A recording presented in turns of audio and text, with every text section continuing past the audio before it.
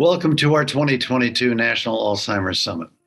When we gathered a year ago, I said hope was finally here and that it was the most exciting year since Us Against Alzheimer's was created in 2010.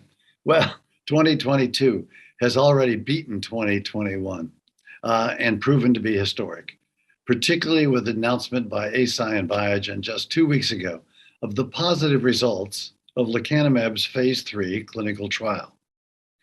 By lowering amyloid in the brain, the results showed lecanemab reduced the progression of Alzheimer's by 27% over the 18-month period of the trial compared to placebo.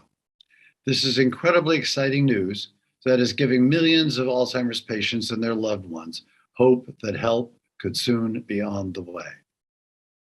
And we don't have time to wait. Like other potential treatments in its class, lecanemab is most effective for people with mild cognitive impairment and the early stages of Alzheimer's. 1,000 people a day slipping from mild to moderate disease every day, however, time for us is of the essence. On January 6th, the FDA will announce whether lecanemab will receive an accelerated approval, a mechanism designed for serious diseases where a drug is reasonably likely to benefit patients. Lecanemab should be approved. If the FDA does find the drug safe and effective and approve it for use by doctors, it will then be up to Medicare to determine whether it will cover this exciting new treatment. Of course, as we all know, Medicare coverage is a challenge. In fact, in April of this year, for the first time in history, Medicare denied coverage for the entire class of Alzheimer's drugs, including this one, even before these results were in. So unless Medicare reconsiders its existing policy, millions of Americans will be left, again, without access to a new medicine, one that would give us more time to spend with our loved ones. We can't let that happen. And as we look at the state of our movement and what's ahead, I have serious concerns about our nation's slow progress toward the federal goal of effectively treating and preventing Alzheimer's disease by 2025. Us Against Alzheimer's played a leading role in creating the 2025 goal, working closely with the White House and Congress to make it official national policy. But unless things change, and change quickly, our nation is going to fail to meet this major milestone. I cannot accept that. I know you would not either. You should not. People are counting on us. Lives depend on us. That's not to say there hasn't been progress over the last decade. Over the last decade, the national goal has led to amazing progress in the understanding of Alzheimer's, in new diagnostic products, and even a federal policy making Alzheimer's prevention through risk reduction a national priority. Indeed, as with our efforts in causing the government to set the 2025 goal, the decision by HHS Secretary Javier Becerra to add prevention as the sixth goal to the National Alzheimer's Project Act was the culmination of work by Us Against Alzheimer's and more than 200 of our partners in a brain health partnership. And even as we work to get a low-cost, widely available drug available to us all, we will be laser focused on promoting risk reduction as an additional major part of our work going forward. As we know, preventing and effectively treating Alzheimer's is rooted in science, making funding increase for research a continued essential priority for us. Fortunately, this has become an area where Republicans and Democrats agree, supported by our nonpartisan advocacy as the Alzheimer's Party, leading to increases for Alzheimer's research that have taken us from $448 million a year in 2010 when we launched to more than $3.7 billion a year today. Research is fueling the continued development of new diagnostics that are more accessible and more affordable to patients, and has led to the greater understanding of brain health across the lifespan, and the critical need for earlier detection, and the importance of making real changes in clinical practice at the primary care of our health systems. We always have to remember that the American people, all of us, are at the heart of all of this. And for too long, the needs of the people of higher risk, women, Latinos, and Black people, have gone unaddressed. not just in clinical trials where people of color are woefully underrepresented, but also in the detection, diagnosis, and treatment of this disease, where our health system has such an historic bias. We must commit ourselves to meeting the needs of the very people who are hit the hardest. And it starts by changing our healthcare system into one that works for every American. And we are striving to build a truly international movement to take on the global Alzheimer's crisis. Other countries have not lived up to their commitments for research funding. And unfortunately, there's still no global movement of governments to take on Alzheimer's, notwithstanding pledges to do so from the G7 in 2013 and the G20 in 2019. Pledges and communiques are nice, but governments are simply not working together or with industry and researchers on how to stop this damn disease. We are seeking to change that head in the sand attitude with an international initiative we incubated here at Us Against Alzheimer's called the Davos Alzheimer's Collaborative, a partnership with the World Economic Forum, the Davos people, and our corporate roundtable, the Global CEO Initiative on Alzheimer's. There will be an estimated 150 million people with Alzheimer's around the world in 2050. But as we know, for every person living with Alzheimer's, 5 others are directly affected, making the potential impact of Alzheimer's felt by almost 1 billion people worldwide in the coming decades. As my friend Ken Dykewald would say, Alzheimer's is the sinkhole of the 21st century. Indeed, Alzheimer's is a true pandemic, one that's slower than COVID, but potentially much bigger. In 2019, the estimated total global societal cost of dementia was 1.3 trillion that year. And these annual costs are expected to surpass 2.8 trillion by 2030 and beyond, as both the number of people living with dementia and care costs increase. That means over the next decade, global costs of this disease will exceed $20 trillion. In the US alone, the estimated cost is $400 billion a year. And in the coming decades, as Senator Roy Blunt of Missouri has articulated, Alzheimer's costs are projected to exceed the cost of the Department of Defense. Today, I would offer 6 steps that I think are critical to enable us to fulfill President Biden's pledge to stop Alzheimer's disease. First, Medicare needs to reverse its blanket decision to not cover Alzheimer's drugs. It should evaluate each FDA-approved drug on its own merits. To that end, I'm grateful to Representatives Vern Buchanan and Annette Barragan for introducing a bill last week in the House of Representatives that would compel Medicare to do just that. Medicare must stop holding Alzheimer's patients to a different standard than other patients and other diseases and work to get treatments in the hands of people who need them. And Medicare should show to governments around the world how important it is that health systems cover the cost of these innovative treatments globally. Second, FDA and other global regulators need to continue to employ accelerated approval authority and approve Alzheimer's drugs that are reasonably likely to provide a clinical benefit to patients. Third, clinical trials must do a better job of ensuring participants reflect the Alzheimer's population with or at risk of this disease. That means more women, more Blacks, more Latinos, more low-income and rural populations. Fourth, healthcare providers need to adapt their clinical practices in primary care settings to screen for brain diseases early in the disease course, to pay attention to brain health, to promote behavior changes that reduce the risk of dementia, and to address the related conditions that increase the risk of Alzheimer's, such as diabetes, hypertension, sleep disorders, and depression. Fifth, governments, businesses, scientists, and advocates around the world must collaborate more purposefully and with clearer accountability for action. Finally, I believe our nation needs to lead the world in a renewed commitment to prevent Alzheimer's, one that delivers on President Biden's moonshot pledge for a cure.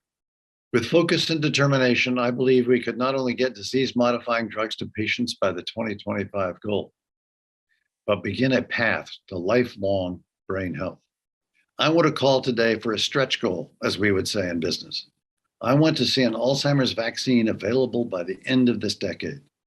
That's the promise behind the new Advanced Research Projects Agency for Health, better known in Washington as ARPA-H, to lead a new competition for breakthrough diagnostics, new treatments, and a vaccine to stop Alzheimer's and other chronic diseases, making our health span and our brain span equal to our lifespan.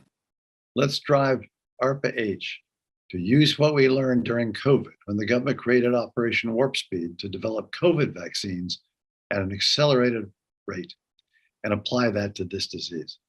Meeting the 2025 national goal or the stretch goal of a vaccine in this decade will not be easy.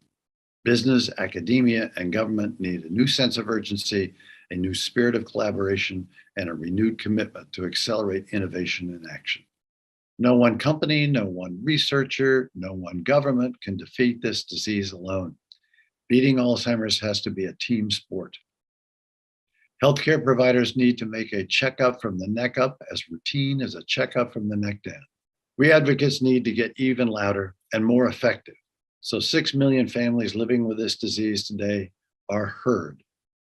And policymakers need to make sure promising drugs get to patients, their constituents, including those most at risk. Time and again, we've seen the results when people from so many different areas and sectors and organizations come together on a common cause. It's the power of us, and we need to do it again. Us Against Alzheimer's is ready to go, ready to lead, and I hope you all would join with us in this fight. Thank you. Us Against Alzheimer's offers its deepest gratitude to the sponsors of our National Alzheimer's Summit. Their generous support helps make this important event possible. A special thank you to our 2022 premier level summit sponsors, Biogen, Eisai, and Lilly, and to our platinum level sponsors, the Alzheimer's Drug Discovery Foundation, Edward Jones, and Genentech. In addition, we appreciate our many gold and silver sponsors. Thank you all for your support of this event, for joining us against Alzheimer's in the fight to end this disease. Welcome again to our summit.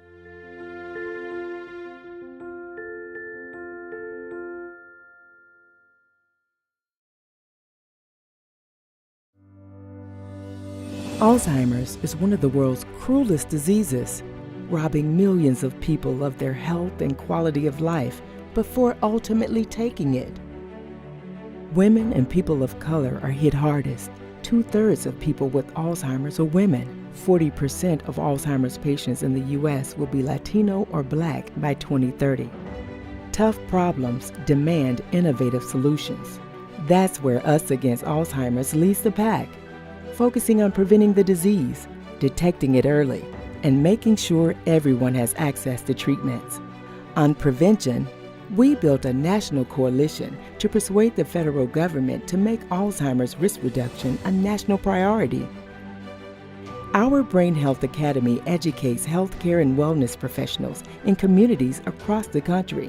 And our campaign, in coordination with the Centers for Disease Control and Prevention, reached more than 1 million Latinos and Black Americans in 2022 with culturally tailored information about Alzheimer's and brain health. Early detection and diagnosis are incredibly important, increasing the possibility of effective treatment while enabling people to make plans and spend time with their loved ones.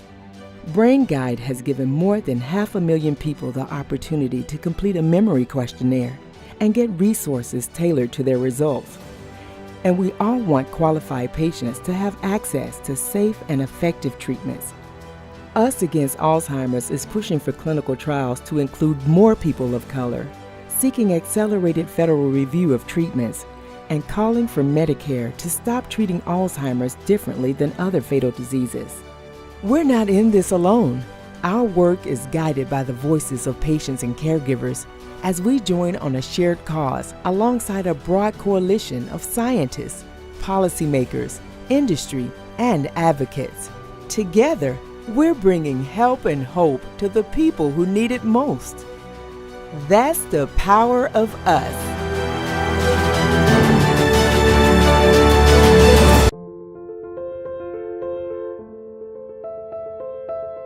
There have been major developments over the last year when it comes to developing treatments for people living with Alzheimer's, the focus of our first panel of our 2022 National Alzheimer's Summit. With multiple treatments moving through the pipeline, there's good reason for patients and caregivers to have hope. Our panel of researchers and government leaders will discuss the state of treatments today and the potential and promise for the months ahead. Here's the moderator of our first panel, Deborah Lappin, of Us Against Alzheimer's. Hello, and welcome again to the Power of Us, the Alzheimer's National Virtual Summit, and our opening panel, Drugs in the Pipeline, What Next, and the Science Behind It. We could not have a better panel to explore this important opening topic. Dr. Eliezer Maslia, Director of the Division of Neuroscience at the National Institutes on Aging. He has remained and remains today in an unparalleled position to look at our nation's public sector, 3.7 billion, as George just told us, in Alzheimer's and the promise it holds. Dr. Dennis Selkoe, co-director of the Ann Romney Center at Harvard for Neurological Diseases. But more importantly, Dr. Selkoe is probably the most cited author in the world on the role of beta amyloid in Alzheimer's and the underlying molecular basis that the promise of this science holds. And Dr. Yaning Wang. And Dr. Wang is now in the private sector as CEO of Createrna, but before that, he was in the room. He was a director of the Division of Pharmacometrics in the Office of Clinical Pharmacology at the FDA. He was there to watch as the drama unfolded around aducanumab, a drama that we'll discuss today. We look forward to our time with each of you. Let's begin. Dr. Selkoe, there are 4 current drugs that we know in the pipeline that are known as anti-amyloid monoclonal antibodies, MABs. You know these drugs well. What is an anti-amyloid monoclonal antibody? What is the amyloid cascade? And why have you invested so much of your incredible intellectual capital in the belief that this approach holds such promise for people with Alzheimer's? Thank you, Deborah. I'm delighted to be with all of you.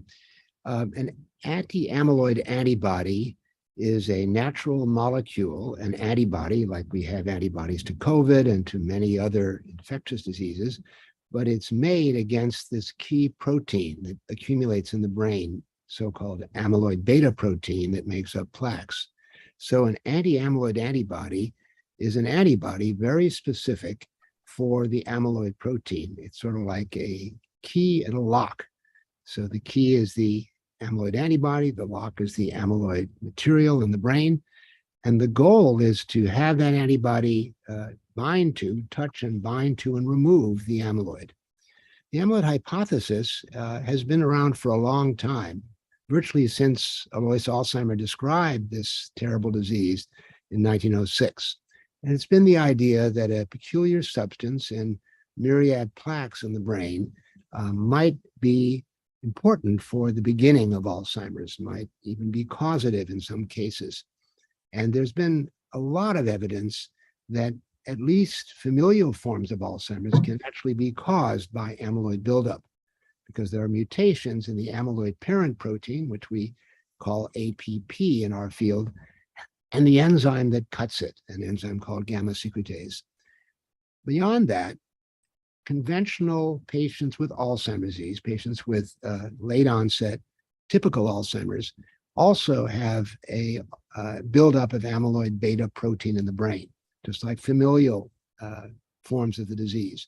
And so the hypothesis was that if we could remove that, it would not be likely to trigger downstream events. And many of us in the field believe the most important downstream event is the buildup of the tau protein, a brain neuronal protein that builds up as tangles. So the amyloid hypothesis, in short, connects the 2 main lesions that Alzheimer described back in 1906, the amyloid plaques and the neurofibrillary tangles, and suggests that the amyloid material is upstream or comes just before the tangles build up. And so we're very excited to talk about these 4 antibodies today that have the ability to clear amyloid from the brain, and therefore could well be what we call disease modifying, not just symptomatic treatment, but actually modify the underlying brain pathology. So let me ask, you just said there are 4 antibodies within this class. And just so we have a common footing as we go forward, just give us the names of each of these MABs, because we may start referring to them, and their order in the pipeline, because this is about the pipeline. Absolutely. So the first in the pipeline of 4 is aducanumab, which received the brand name Aduhelm from its creator, Biogen. So Aduhelm, as we'll be discussing today, was already given accelerated approval by the FDA on January 7th, 2021. The next in the pipeline is called lecanemab. They all end with MAB, standing for monoclonal antibody. So lecanemab comes next, and we've heard very exciting top-line results on September 27th that we can speak about today. And then the next to be declared in terms of its trial outcome will be gantenerumab. And finally, probably in March or so, the 4th antibody in the pipeline, donanemab, will also have its results revealed. Oh, that's perfect. Let's stop there. We will be coming back for much more, but thank you for your clarity as our mentor in all of this. Dr. Maslia, let me ask you, you sit, as I said, with $3.7 billion that NIA now has to invest in finding new, understanding the basic biology and translational research. What has been the NIA's role in bringing these monoclonal antibodies forward into development? And what excites you about this class of therapies? Thank you, Deborah, and thank you for inviting us to be here today, and for all of you for joining us on this exciting panel. Well, yeah, I mean, of course, Aduhelm and lecanemab and the other monoclonal antibodies that Dr. Selko mentioned, of course, have been developed with industry funding. Nonetheless, I think that NIH and NIA have paved the way for many of these clinical trials, in particular, as we have been instrumental in funding, for example, many of the ideas about the amyloid hypothesis that Dr. Selko mentioned throughout the years, as well as, and very importantly for clinical trials, the development of biomarkers. For many years, when we were initially testing some of these monoclonal antibodies in Alzheimer patients, we didn't have biomarkers that would tell us if these monoclonal antibodies were changing the levels of amyloid in the brain or not. And it was really very difficult to select the patient population, to select who was responding or not. So the development of biomarkers, again, with federal funding, has been quite instrumental in now the current success with the new clinical trials with anti-amyloid antibodies. Furthermore, there have been many other outcome measures that have been developed thanks to federal funding, including clinical measurements that are needed for these studies, genotyping studies, meaning understanding what genetic background individuals included in these trials have, and also to the imaging studies, the brain scan studies that are necessary to see if there are any complications deriving from the treatment with these monoclonal antibodies. And we can go into a lot more detail on all of these, but I think the community have come together to the challenge and have done a really spectacular job coming up with new projects, new ideas, and moving forward the field to where we are right now. And this is, of course, thanks to the working together of industry with academia, with the government, the federal sector, and we're really proud about these public-private partnerships to advance research on Alzheimer's disease. Thank you for that. I know Us Against Alzheimer's believes so strongly in the power of the public-private partnership, and you all have been leading those. Talk to us, you mentioned biomarkers, and let's stay with our monoclonal antibodies. What is the biomarker that has been used so that we know first that people going into trials have amyloid that is delivered by pathology of Alzheimer's? And secondly, that you knew that the drugs we're talking about were effective in removing that amyloid burden. What was the biomarker? Yeah, essentially, there are three of them. The main one is essentially a brain scan where an injection is given with a chemical that actually binds to the amyloid plaques in the brain and basically makes them, let's say, shine or be apparent when a brain scan is performed. This is what we call amyloid PET scan. We also have now biomarkers that can be detected, that is this amyloid or other proteins like tau that Dr. Selko mentioned, that could be detected in a spinal fluid and a spinal tap, and that is also being used. And finally, more recently, we now have a test in blood for amyloid as well as tau and other proteins. But for the clinical trials that we're talking about today, the brain scan for amyloid is probably the key component. Well, thanks to you for the work on these biomarkers, because we know we wouldn't be where we are today without this ability to look at change in the brain and the person living with Alzheimer's. Dr. Selko, I want to come back now to talk about the innovation right in front of us, lecanemab, a size drug in collaboration with Biogen, and the results that have come out. And we have phase 3 results in the news. Let's assume these results hold strong in further reports anticipated for this November. Talk to us about lecanemab.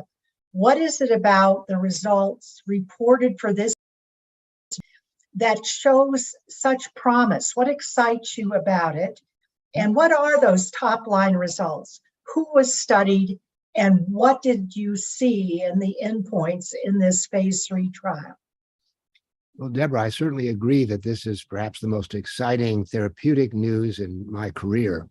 And what we saw on the 27th of September that the company released was a top-line summary that amyloid plaques were lowered, first of all, but that was accompanied by slowing of clinical decline.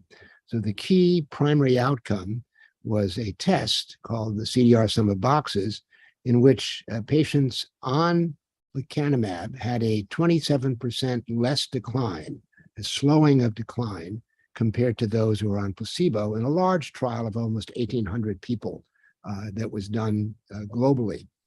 And so that was the result we've all been hoping for quite a long time. We'll perhaps talk later about the earlier result from aducanumab, which was also very interesting. But this top-line data looked definitive.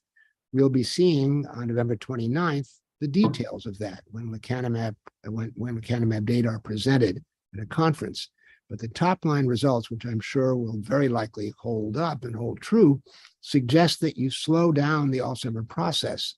And in doing that, that happens because you lower the amyloid with lecanemab, which only has specificity for amyloid. It can't do anything else in your body other than bind and neutralize and remove amyloid. So this in many ways proves the amyloid hypothesis that we mentioned earlier, that if you could get rid of amyloid, there'd be less symptoms, less decline.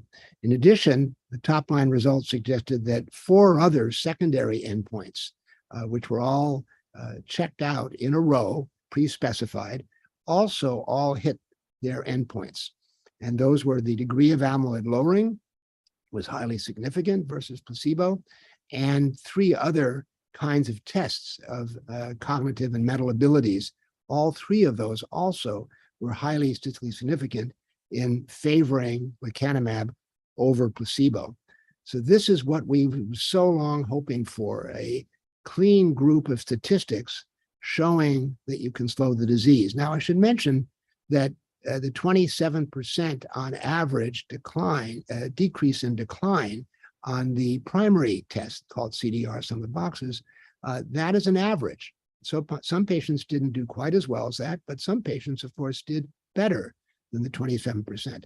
And that scale itself is not necessarily ideal. It's one that many of us in the field choose to test a therapeutic, but it also has scores on it that wouldn't be expected to move in these early Alzheimer patients that we studied in lecanemab trials. So I would say that this looks like a very impressive result in the top line data, and it may even be better over time than the numbers released on September 27 suggest. And importantly, it looked like the difference between lecanemab and placebo widened over time as you went through the 18-month trial. So very impressive data. Of course, we need to see the details on November 29th.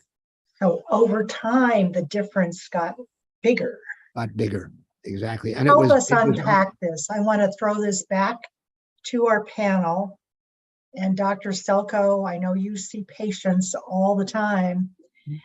If I'm a patient, what difference in my life is it going to mean that I have a 20% improvement in something called CDR, sum of the boxes? I mean, what does that mean in my daily life? And I want to ask, if these results, assuming they do hold up, is this clinically meaningful, and to whom? And that term now is being used in so many settings, and it's important to us at Us Against Alzheimer's. So I'd like to hear from each of you, your own thinking about the lecanemab results and what they tell you as a clinician, as a statistician, as the head of the biggest research enterprise in Alzheimer's in the world. Assuming these hold up, is this clinically meaningful for the doctor, and is it meaningful for the patient?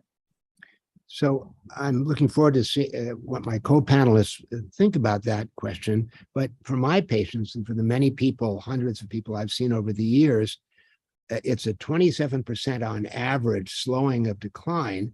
And I think many of the patients and families I care for have been asking for just that. They wanted a sense that this is not just galloping away, that there are some levels of breaks. Obviously, we want a slowing at a 50% level.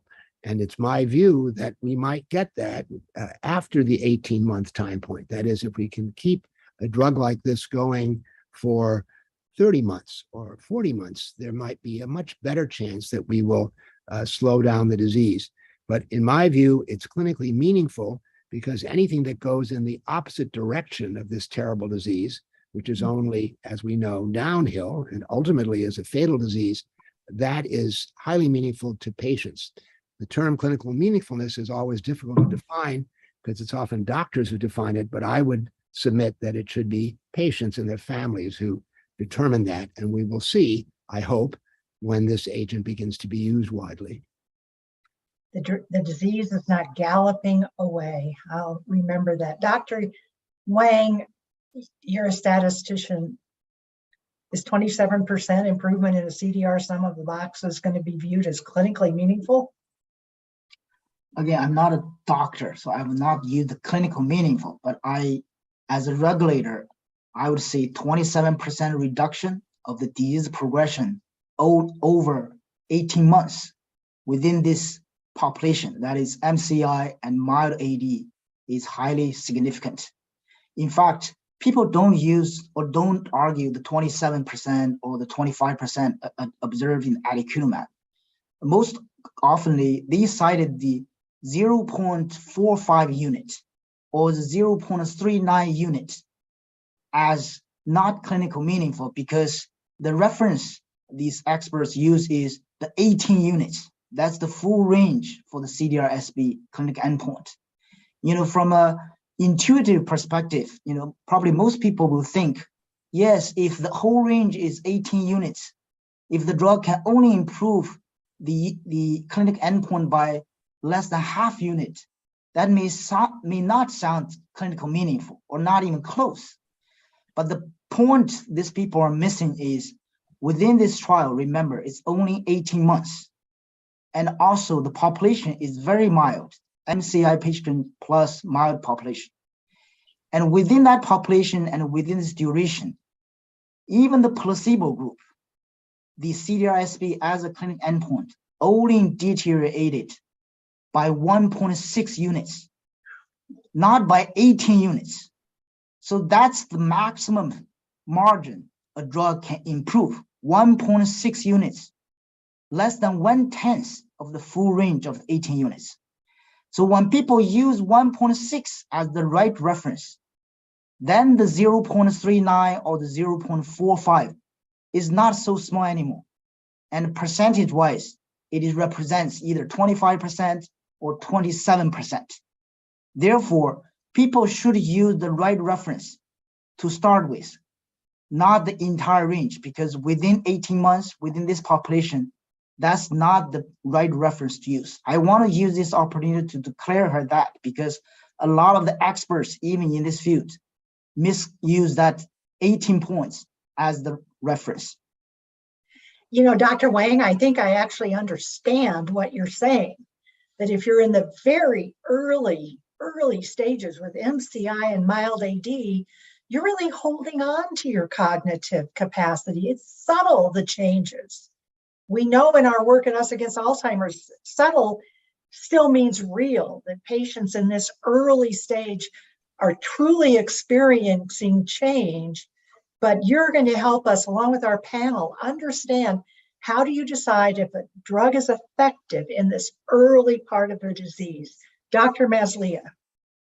Yeah, thank you. I just wanted to offer also an alternative view or an alternative opinion. I mean, of course, we're extremely excited about these results and looking forward to the more detailed presentation to understand better what they mean. But I would say that it's important to be somewhat cautious on interpreting clinical significance at this point, even though taking into consideration what Dr. Selko and Wang have mentioned. But I think what we have learned with anti-amyloid antibodies in previous clinical trials is that they do have the ability to a certain level within 10 to 20% to change cognitive function. I mean, of course, this is the first time where we see a statistically significant number, but we know that, and this is from imaging studies, from the scan studies that I was mentioning before, we know that the accumulation of amyloid in the brain plateaus very early on in the progression of the clinical symptoms of the disease. I mean, the accumulation of the amyloid begins many, many years before in the brain, but then tends to plateau at some point. And the question here is, well, if we decrease the levels of amyloid at a certain stage of the disease, how much would the drug will continue to have a clinical effect if the amyloid plateaus in the brain? And I think that here where we need to take into consideration is that there are other disease mechanisms that come into play.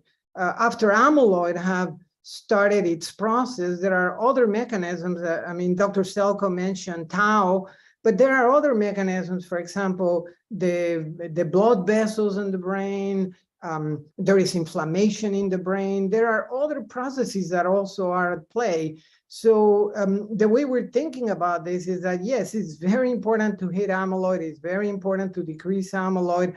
And this is a very exciting result, but we need to continue working also in targeting other mechanisms downstream of amyloid that in the future, probably combination therapies will become very important. Just to give you an example, we have a clinical trial that is funded by NIA in individuals that have a genetic form of Alzheimer's disease, where they're actually going to be treated with lecanemab and then with an antibody against tau. And this is the first type of combinatorial clinical study with two monoclonal antibodies, once against amyloid and once against tau. But I think in the future, once we have established amyloid as a target, I think we'll see more and more of these combinatorial studies where multiple targets are hit, and probably there we'll see even a more significant effect. But of course, this is a speculation, but I think it's important to mention that other mechanisms are at play. Thank you for that. I want to stay with this conversation for a moment and go back to you, maybe Dr. Selkoe. This whole group of monoclonal antibodies, and you just talked about Eliezer, how you might have combination therapies. Please continue with what Dr. Maslia said, but also come back and help us understand, are each of these MABs, lecanemab, gantenerumab, donanemab, and Aduhelm, are they different, even though they're within the same class? Are we going to expect different results as we see the others read out? Help us understand the class of drugs. Sure. Well, first of all, I very much agree with what Dr. Mosley has said, that we have to move to combination therapies, but to get there, we have to have one first that we can nominate as the beginning point, and it appears going to be an amyloid-lowering antibody. At least we hope these results will hold up. The four antibodies are not identical. They have somewhat different targets, that is, binding sites on this amyloid beta protein that they bind. And they have been tried out in different ways in different populations. They are early Alzheimer's, that is mild cognitive impairment and mild Alzheimer's, but they're not identical. They're done in different clinical settings, different populations, different countries, and for different lengths of time. For example, gantenerumab, the next one that we'll report out, is a 2-year period that each patient was given the antibody. So, and by the way, gantenerumab was given subcutaneously, which is attractive to patients and doctors, because you might not have to come to the hospital or a clinic for intravenous infusion, the way is the case with Aduhelm and with lecanemab, and actually with donanemab also. So one of the four is given subcutaneously. Now, we don't yet know whether that will do the trick, whether that will be effective or not. One hopes so. And eventually, lecanemab will move to subcutaneous also. Eisai has already said that they're starting that process. So the antibodies are not identical. They don't touch or bind the amyloid protein exactly the same way. There's a thought that lecanemab in particular tends to bind earlier aggregates of amyloid, what we call in the field protofibrils or oligomers, but it also binds amyloid plaque material because it clears it quite dramatically. That was the first secondary endpoint of the lecanemab trial. So differences, and therefore you wouldn't expect absolutely lockstep findings from the announcement. I'm hopeful that the next two will also show a significant benefit for clinical decline. They will not be curative, just like lecanemab is not yet curative by any means. But I hope they'll go in the same direction, but I can't tell. I can't anticipate. So one has to respect the fact that this is a class of drugs. If I told you about drugs for high blood pressure, and I said, well, there's calcium channel blockers, and there's angiotensin converting enzymes, and there's diuretics, and they're beta blockers, you wouldn't at this time be surprised that there are different mechanisms. These antibodies are a little closer than that. They work on the same general target, amyloid, but they're not identical, and we don't know that we'll see closely similar results from all four. Oh, that's so helpful. And I do want to go back what you said a moment ago. It is slowing the rate of decline. It's not reversing the disease. Mm-hmm. Just so we're really clear with our audience today. Yeah. And the meaningful effect, if this is viewed as clinically meaningful, is that the rate of decline, as you said, the disease, it doesn't gallop away. You may be able to put some reins on the horse. That's right. And so we're hoping for that.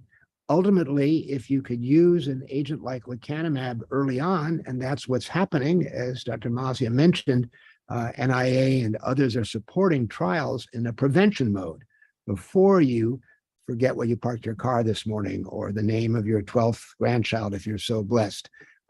That's when we want to treat in a prevention mode, just like we treat high blood pressure, preventing it before you have a stroke or a heart attack. So in the long run, we want to arrest the disease. I don't know if we're in a position to reverse it. That means stopping all the damage, but more likely preventing it. And that is underway. And lecanemab happens to be the agent that was chosen because its side effect profile appears to be a little bit better than the other 3 antibodies. I want to now move to lecanemab, and we don't have a lot of time because I want questions from the audience, but I want to our audience the really pressing question: are we going to get access to this drug? Very, very briefly, Dr. Wang, if you were at the FDA or knowing what you do, sitting inside that agency, I'm giving you the crystal ball. Will lecanemab be approved, and what mechanism or more than one mechanism may be used to approve it, if you think it will be, by the FDA? When might we see the drug? And then we're going to come to access.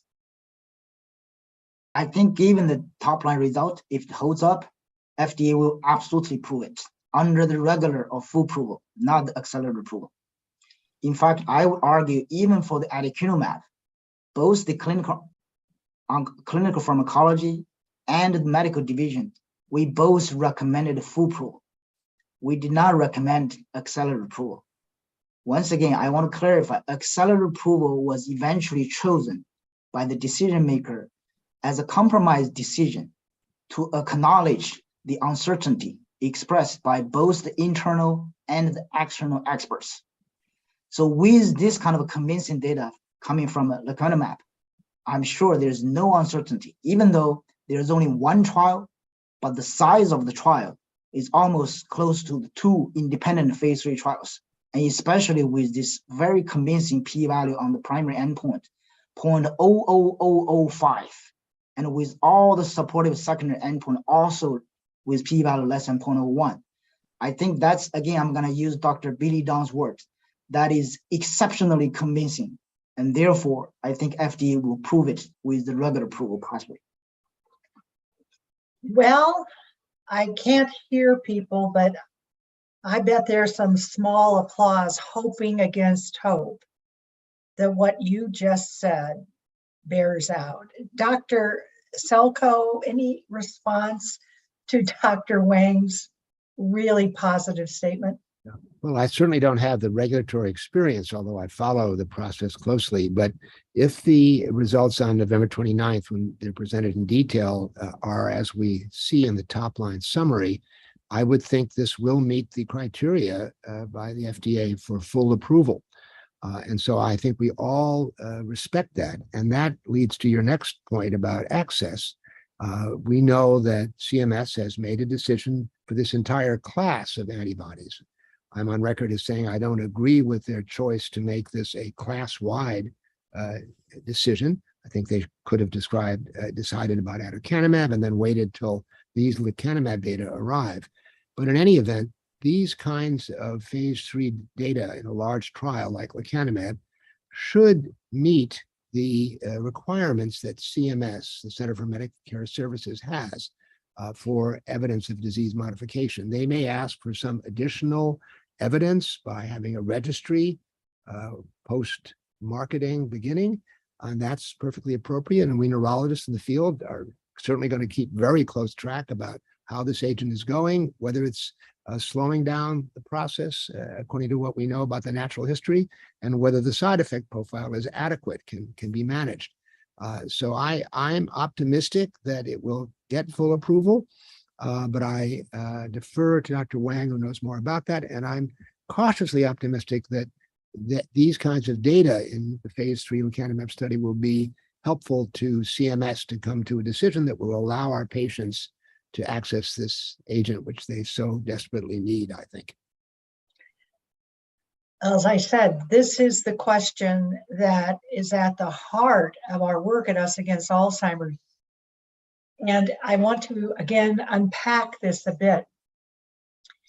Do you predict, Dr. Wang, that there will be restrictions on the label, even if the drug is traditionally, if it gets full approval, will there be restrictions that either come from the FDA, or do you predict, Dr. Selko, given what you've seen by the people in charge of Medicare, that there could be restrictions on who might have access to the drug coming out of the starting blocks? Well, actually, I also want to take this opportunity to give the CMS decision maker some advice. I think they should stop citing a paper that concluded at least 1 to 2 units of CDR-SB should be considered minimally clinical meaningful. I think they should stop citing that paper, especially given we're studying in a very mild population in only 18 months, where the maximum deterioration is only 1.6 units. Therefore, if they still use the 1 to 2 units as the clinical meaningful effect size, they are asking for a cure. This is not the time to expect a cure directly out of this research. They should discuss this with FDA, the expert who understand the trial design and understand how to interpret the data before they make another, in my opinion, improper decision. Because if they follow the same rationale, even the lecanemab effect size, which is 0.45, is far away from the 1 to 2 units they expected by citing that paper. That's not the right paper to cite, and that's not the right reference to use. I hope this time they can make the right decision.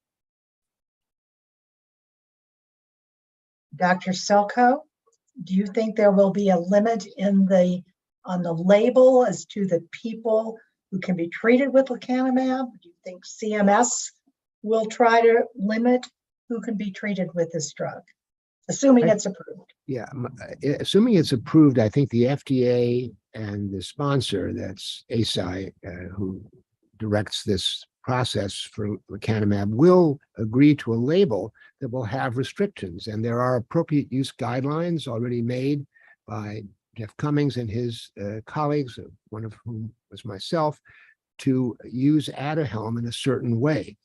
With lecanemab, I think there will be details in the label that this is intended for the population it was tested in, which is very mild and mild Alzheimer's disease, so MCI and mild AD that we call early AD.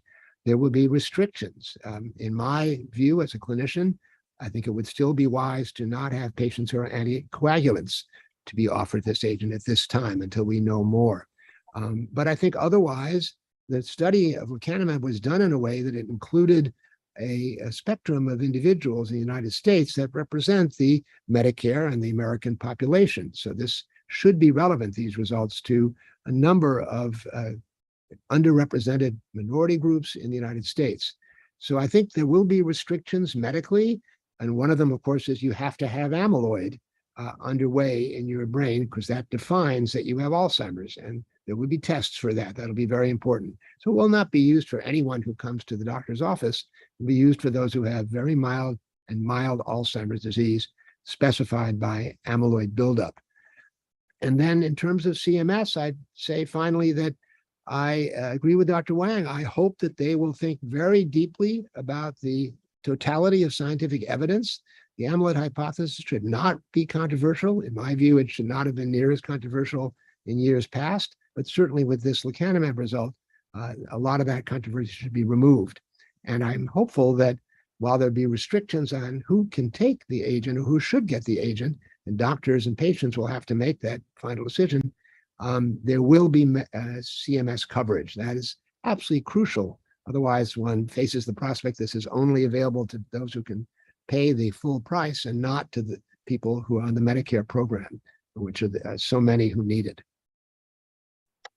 I've been looking for questions. I want to open this again to our audience. Please, if you have questions, send them in through the Q&A, but we do have one. It's an important area that, forgive me, we hadn't touched on, and that is, can you speak to us about the safety of these drugs? And is that differentiated across the different monoclonals? And what, should we be concerned? Maybe I can make a brief comment about that before I close my own remarks. And that is that the safety profiles are generally rather good. The patients don't feel sick, don't notice they have the drug, except for one common side effect, which goes under the name ARIA, or amyloid-related imaging abnormality. It's seen on MRI scans, and it was seen with lecanemab, but at a lower frequency, a lower prevalence than with the other three antibodies on which we have data so far. So it looks like lecanemab has an edge right now in how frequent this happens. And it happens about 12.5% in their trial. It happens in placebos a little bit too, this ARIA-E phenomenon that's seen on MRI. But fully 80% of those patients don't know they have the abnormality on MRI. It's not symptomatic, and they feel all right. So the level of symptomatic ARIA-E, or frankly, almost any symptoms, is very low for lecanemab and somewhat less low for some of the other agents. So I think this can be managed by experienced clinicians. Patients have to be watched carefully. Knowing the ApoE4 genotype is important. I think avoiding anticoagulants in patients who get lecanemab and these other agents, but there is a way of handling that. So I'm going to pause in my comments at this point. That was really very helpful and a very important point for us to cover. I'd like to now turn to each of you. The power of us is the theme of this. Leave, as you may go first, because I think you have 4 minutes before you have to leave. If not, can you take 2 and can you comment? I'll take just a minute. So your main last question then is? What was the power of us. What can we in this audience? I think what we all should do is we should speak to everyone who cares about the future of Alzheimer's disease, that our patients and their families are, quite frankly, appropriately desperate to begin a treatment and to move forward as quickly as possible, since this is a progressive disorder. And so I think speaking to your organization, to all the organizations that care about Alzheimer's patients and their families, lifting your voice and saying, this sounds like good news. We want to understand everything about it. We want transparency. And we're hoping that public agencies will listen to our quest for a useful treatment. Thank you. Thank you, Dr. Selkoe. I know you have to go. We have 5 or so minutes left with our panel, but we will thank you for joining us and for all you do. Very happy. Well, thank you, Dr. Selkoe. Let's comment. Yes, please, Dr. Maslia. Yeah, I think given how wide is your audience and that many of them reached out to patients and families and caregivers, I think another very, very big ask going to the power of us is that, I mean, this is the first time we get a positive result, but it's not the end. There are many other trials that are, as you said, through the pipeline, and many more trials that will come up, some with anti-amyloid, others with combinatorials, others with tau. What does that mean? That we are going to need a lot of public participation on clinical trials. This is something that we've been talking about and trying to make sure that people participate in these studies, both clinical studies, biomarker studies, but also on clinical trials, because we're reaching a point where there's going to be a crunch, a bottleneck. There is so many individuals that might want to participate in a clinical study. So we beg, implore, please participate on clinical studies. It's thanks to the participation of you that we're able to advance science. I mean, you are really the drivers of science. I mean, we put the money, we put the ideas, but it is really ultimately the public out there that makes these things happen. So we're incredibly thankful for those who participated on this study with lecanemab, but I think we're going to need a lot more participation to advance the field. Well, how can we help you with that? And how can we get more diverse members of the public in the trials? Just be more specific, because if you had been on this panel 5 years ago, you might have said the same thing. And why is it so difficult in Alzheimer's to get people into trials? Yeah, I mean, part of the problem was that, especially for recruiting diverse populations, the effort necessary, it's even greater. I mean, these are populations that have not been reached out before. So there is a need for a greater investment, which is in the direction in which we're going right now, have more individuals participating and so on. We also have developed a national plan for recruitment, a strategy for recruitment, utilizing many different avenues and strategies to do this. But definitely investing, in clinical studies in the population, and going to the centers, to small groups, to the source, I think, and staying there, maintaining a presence there, it's very critical. And as Dr. Selke said, also being very open, be transparent, and staying on point. And I know that you guys also have done a wonderful work on that regard. And thank you for that compliment, because it's a slog. And Dr. Wang, help me here. We've all lived through enough gray hair here to have lived through the AIDS crisis and understanding what ACT UP did. Should we be more vocal? What can the power of this group be with the FDA, and what should it be with CMS? If you could be our band leader. I absolutely agree that you should be more vocal, because in fact, after last year's approval decision, the majority voice I heard from the media or even from the public, they're all criticizing FDA for making this decision. But when I went to professional meetings like this April, to the Washington, D.C. Alzheimer Research Roundtable, then go to the AAIC in August in San Diego, all I heard was positive signals or positive voices. The patients and doctors, they all wanted to use this drug. That's why I was surprised. How come these people's voice were not heard in the media or in any kind of channels? That's why I think you should change this, so that the majority of the voice should be heard, especially the patient's voice. In fact, when FDA made the decision to approve aducanumab, patient's voice was used as the #1 reason to support the approval decision. And yes, it was a controversial decision, but for us who understand the science, we did not feel this was a controversial decision. In fact, we well predicted the lecanemab results, even when we were reviewing aducanumab, because that's when we borrowed evidence from the phase 2 results, from IZI data, from the Eli Lilly data. When we put them together, we felt so confident. This class of antibodies, they represent a different class of drug. That's why, when I shared the impressive lecanemab results with my FDA former colleagues, the response I got was, the p-value was very impressive, but it's not surprising for those who understand the science. So we well predicted the results. So I would say this is not the first time we see a positive result. This is the third time we see a positive result, confirming the previous 2 positive results. Again, we look at both the 301 and 302 results as positive, supporting the effectiveness.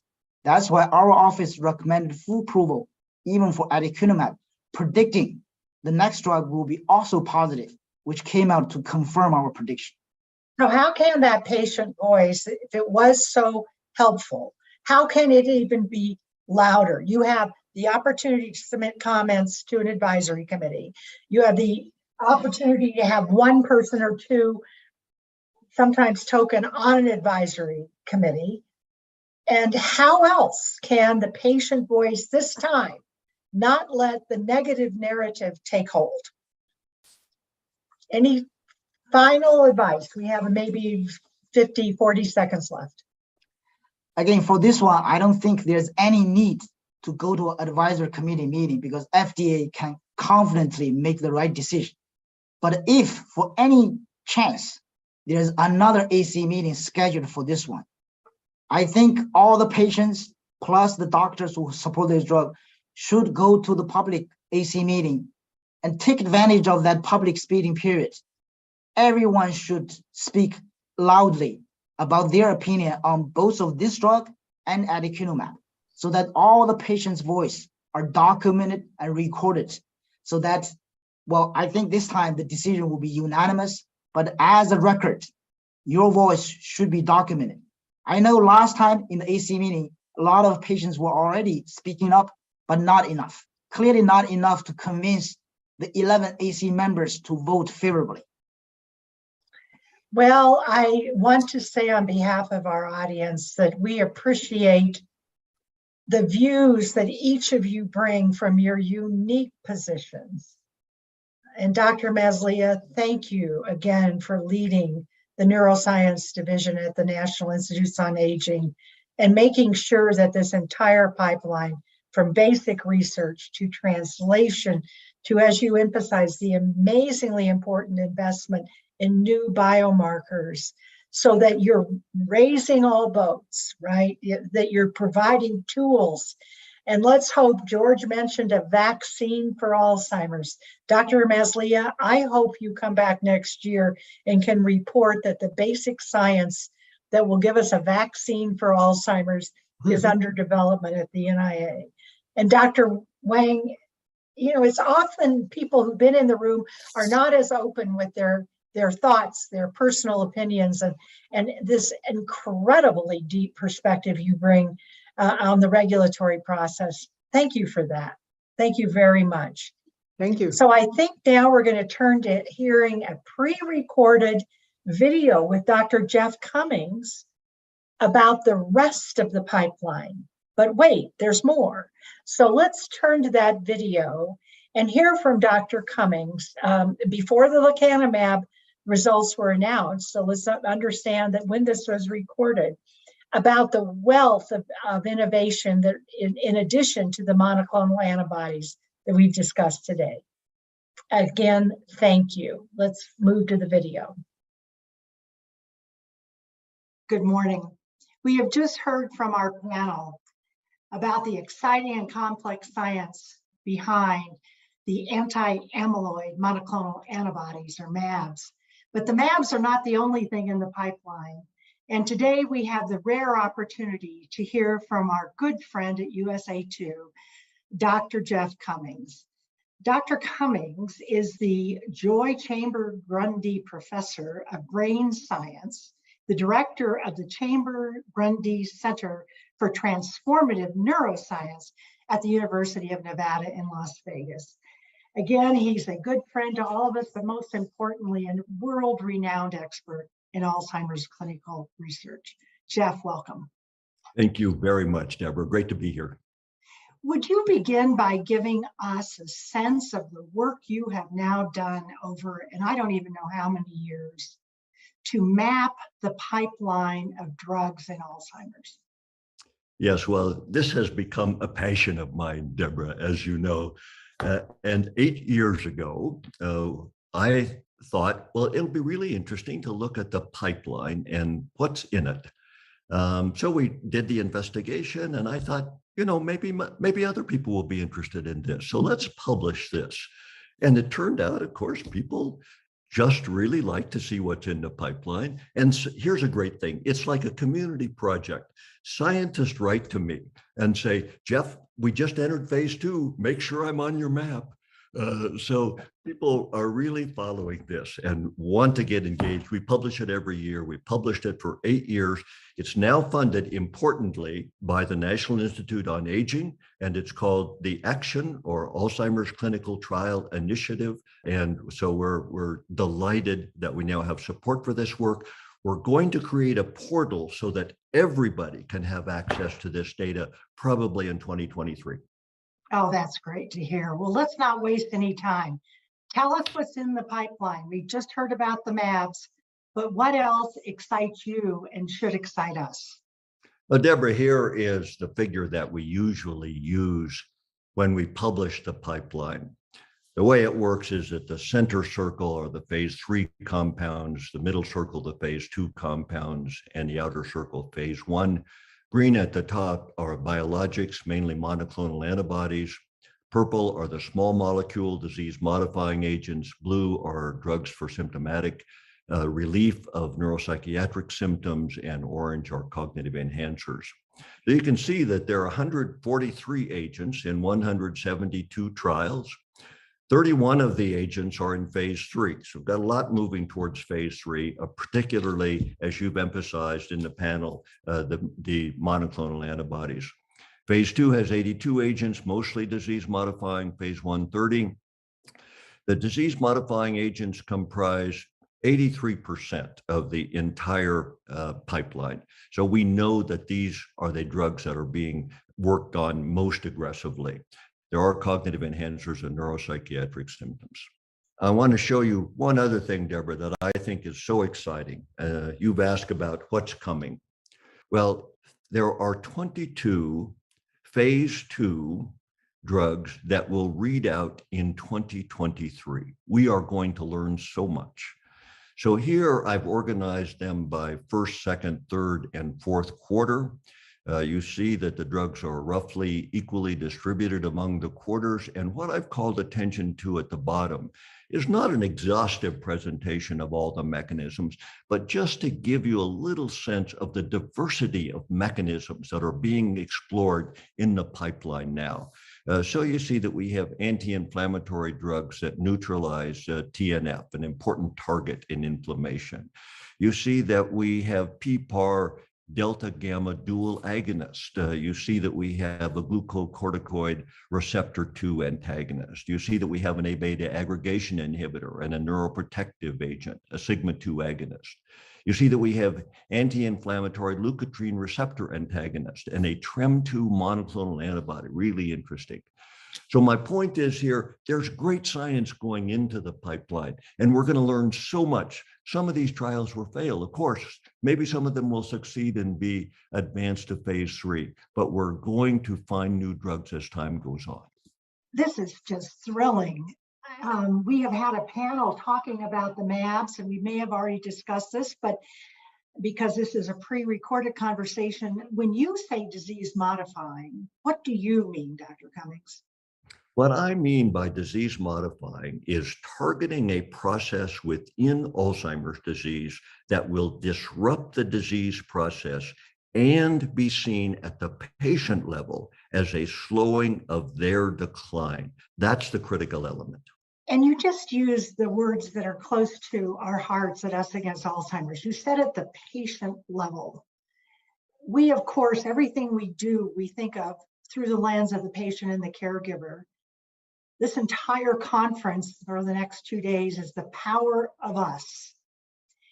Would you take a moment or two to talk about your perception over decades, you can tell me how long, seeing patients with Alzheimer's, and where today the power rests in the patient and in the caregiver to help accelerate this innovation? Well, thank you, Deborah. This is so important because it is patients and caregivers who can advance the pipeline. We cannot advance the pipeline without clinical trials. That is the only way the pipeline can be advanced. And the only way we can do clinical trials is with the participation of patients and caregivers. And they are heroic in this, right? We don't know the side effects of these drugs. We don't know the effectiveness of these drugs. So they're taking that risk in order to advance therapy for all patients with Alzheimer's disease. So they have tremendous power. And of course, they also have power as advocates, right? They can demand of the CMS that these drugs be made available to them. They can require that the trials are done with excellence so that their participation is not in any way compromised. Oh, that's a terrific thought. One last question. We're in a new age where real world evidence is going to be developed to show how these drugs perform in the real world with real patients. Can you leave us one or two ideas of your own about the value of this new pathway? And again, the power of us, the power of the patients and caregivers as we move into developing real world evidence on drugs performances. Yes, I think we're moving into this great world of real world evidence. The clinical trial is highly artificial. It is a way of determining exactly in a selected population whether the drug affects the progression of the illness. Well, we select patients in such a rigorous way that they do not represent the real world. We exclude patients who have a lot of other illnesses or on a lot of other drugs, or maybe too old or too young to participate in the trial.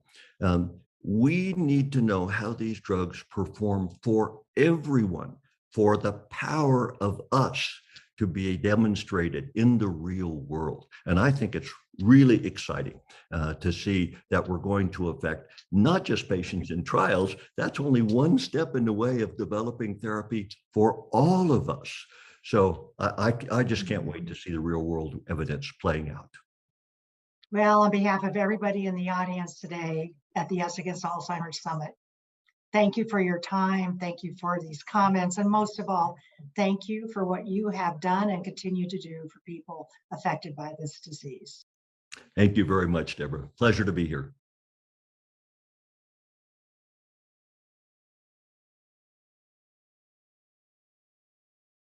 Thank you to Deborah and our panel of experts. Coming up at 2:30 Eastern, we'll focus on the importance of brain health and early detection. But not all brains are the same, and the people most impacted by Alzheimer's, Latinos and Black Americans, are the same people struggling with access.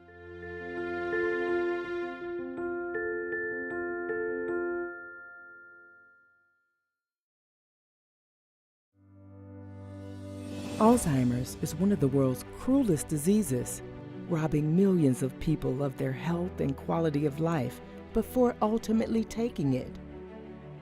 Women and people of color are hit hardest. 2/3 of people with Alzheimer's are women. 40% of Alzheimer's patients in the U.S. will be Latino or Black by 2030. Tough problems demand innovative solutions. That's where Us Against Alzheimer's leads the pack, focusing on preventing the disease, detecting it early, and making sure everyone has access to treatments. On prevention, we built a national coalition to persuade the federal government to make Alzheimer's risk reduction a national priority. Our Brain Health Academy educates healthcare and wellness professionals in communities across the country. And our campaign, in coordination with the Centers for Disease Control and Prevention, reached more than 1 million Latinos and Black Americans in 2022 with culturally tailored information about Alzheimer's and brain health. Early detection and diagnosis are incredibly important, increasing the possibility of effective treatment while enabling people to make plans and spend time with their loved ones. Brain Guide has given more than 500,000 people the opportunity to complete a memory questionnaire and get resources tailored to their results. And we all want qualified patients to have access to safe and effective treatments.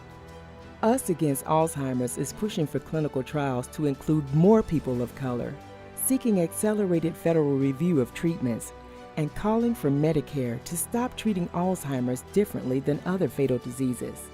We're not in this alone. Our work is guided by the voices of patients and caregivers as we join on a shared cause alongside a broad coalition of scientists, policymakers, industry, and advocates. Together, we're bringing help and hope to the people who need it most. That's the power of us.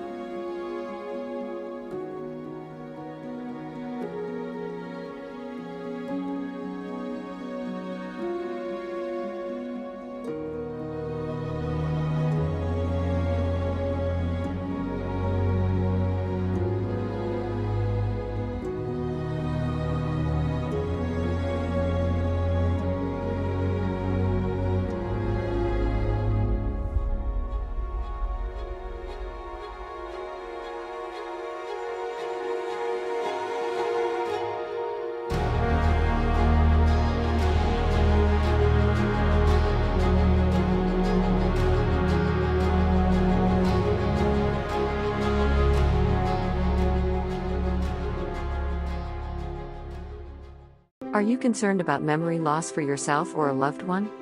Brain Guide by Us Against Alzheimer's helps you learn more about your brain health and provides you with resources to take the best next steps. Brain Guide is a first-of-its-kind platform and offers a confidential memory questionnaire, which you can take for yourself or a loved one, either online at mybrainguide.org or over the phone by calling 855-272-4641. Based on your responses to the questionnaire, Brain Guide will provide you with resources that are tailored to help you or your loved one take the best next steps in managing brain health. Take the memory questionnaire today and act towards a healthy brain. Learn more at mybrainguide.org.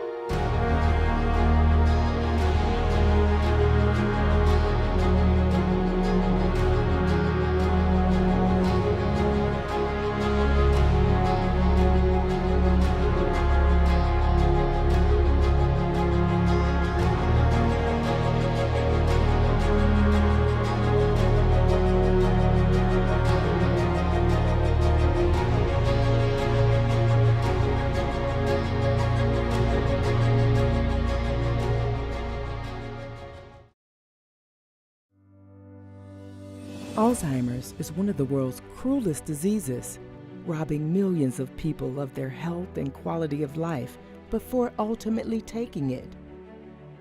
Women and people of color are hit hardest. 2/3 of people with Alzheimer's are women. 40% of Alzheimer's patients in the U.S. will be Latino or Black by 2030. Tough problems demand innovative solutions. That's where Us Against Alzheimer's leads the pack, focusing on preventing the disease, detecting it early, and making sure everyone has access to treatments. On prevention, we built a national coalition to persuade the federal government to make Alzheimer's risk reduction a national priority. Our Brain Health Academy educates healthcare and wellness professionals in communities across the country. And our campaign, in coordination with the Centers for Disease Control and Prevention, reached more than 1 million Latinos and Black Americans in 2022 with culturally tailored information about Alzheimer's and brain health. Early detection and diagnosis are incredibly important, increasing the possibility of effective treatment while enabling people to make plans and spend time with their loved ones. Brain Guide has given more than 500,000 people the opportunity to complete a memory questionnaire and get resources tailored to their results. And we all want qualified patients to have access to safe and effective treatments. Us Against Alzheimer's is pushing for clinical trials to include more people of color, seeking accelerated federal review of treatments, and calling for Medicare to stop treating Alzheimer's differently than other fatal diseases. We're not in this alone. Our work is guided by the voices of patients and caregivers as we join on a shared cause alongside a broad coalition of scientists, policymakers, industry, and advocates. Together, we're bringing help and hope to the people who need it most. That's the power of us.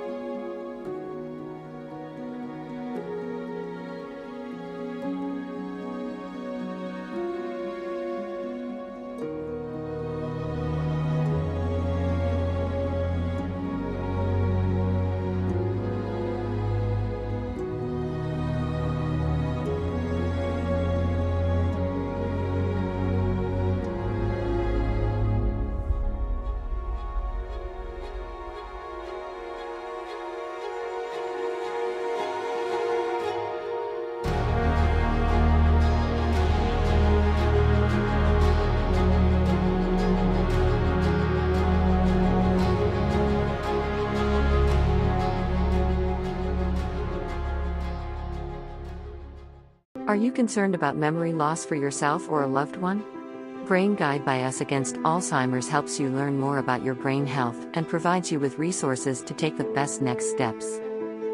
Brain Guide is a first-of-its-kind platform and offers a confidential memory questionnaire, which you can take for yourself or a loved one, either online at mybrainguide.org or over the phone by calling 855-272-4641. Based on your responses to the questionnaire, Brain Guide will provide you with resources that are tailored to help you or your loved one take the best next steps in managing brain health.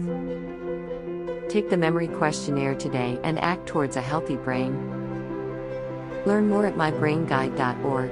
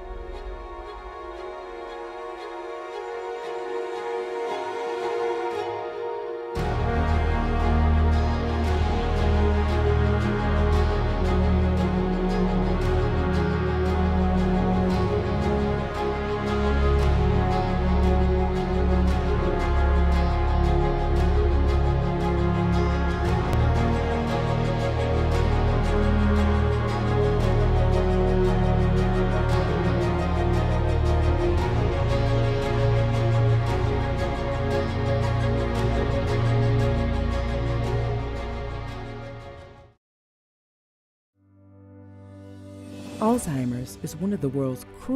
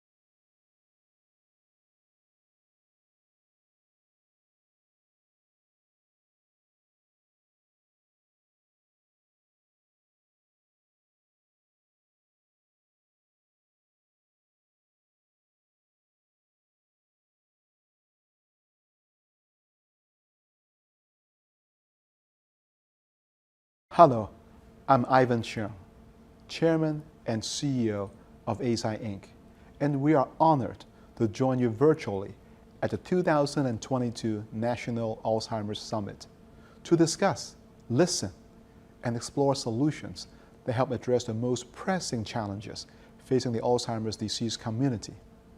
ASI has been at the forefront of Alzheimer's disease research for 4 decades. This includes not only working to deliver breakthrough therapies, but also working to identify the root cause of Alzheimer's disease, simplify the patient journey through early detection, design more inclusive clinical trials, and help find multidisciplinary solutions to improve the lives of people living with Alzheimer's disease and their families. We are so very proud to be a sponsor of the 2022 National Alzheimer's Summit and look forward to a great meeting. Thank you.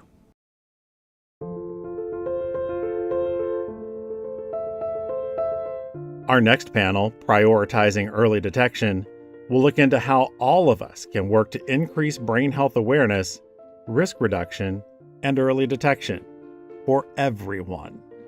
Our panel of experts will discuss the importance of early detection in identifying cognitive decline, because early detection improves the chances of slowing decline, treatment efficacy, clinical trial participation, and more quality time with loved ones. Here's the moderator of this town hall, Brooks Kenny of Us Against Alzheimer's. Good afternoon, and welcome to our second panel, Prioritizing Early Detection. I'm thrilled to be with all of you this afternoon and can't wait to introduce you to our exciting panel. I want to kick things off with a little story. A story about Jake, a 75-year-old man who regularly goes to his doctor. He eats healthy, he keeps himself active. On a visit to his primary care doctor, he was reminded of an upcoming colonoscopy. That colonoscopy revealed some polyps that upon biopsy resulted in a colon cancer diagnosis. When Jake told his family, he did so with a lot of hope in his voice. Jake's cancer was stage 1 and treatable. Yes, there would be surgery and radiation and years of regular cancer checks, but by and large, this was good news, an early diagnosis that afforded Jake access to treatment. Let's face it, unfortunately, that's not the way it goes with Alzheimer's disease. Alzheimer's disease is underdetected and underdiagnosed. In fact, more than 60% of Alzheimer's cases in patients over 65 go unrecognized.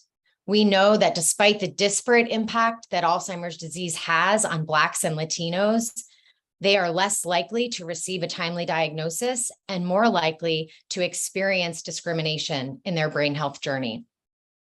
So that's what we're here to talk about today, the importance of early detection and diagnosis of this disease and the opportunities to make early detection accessible for all. We know a lot of the challenges. They're pretty well understood.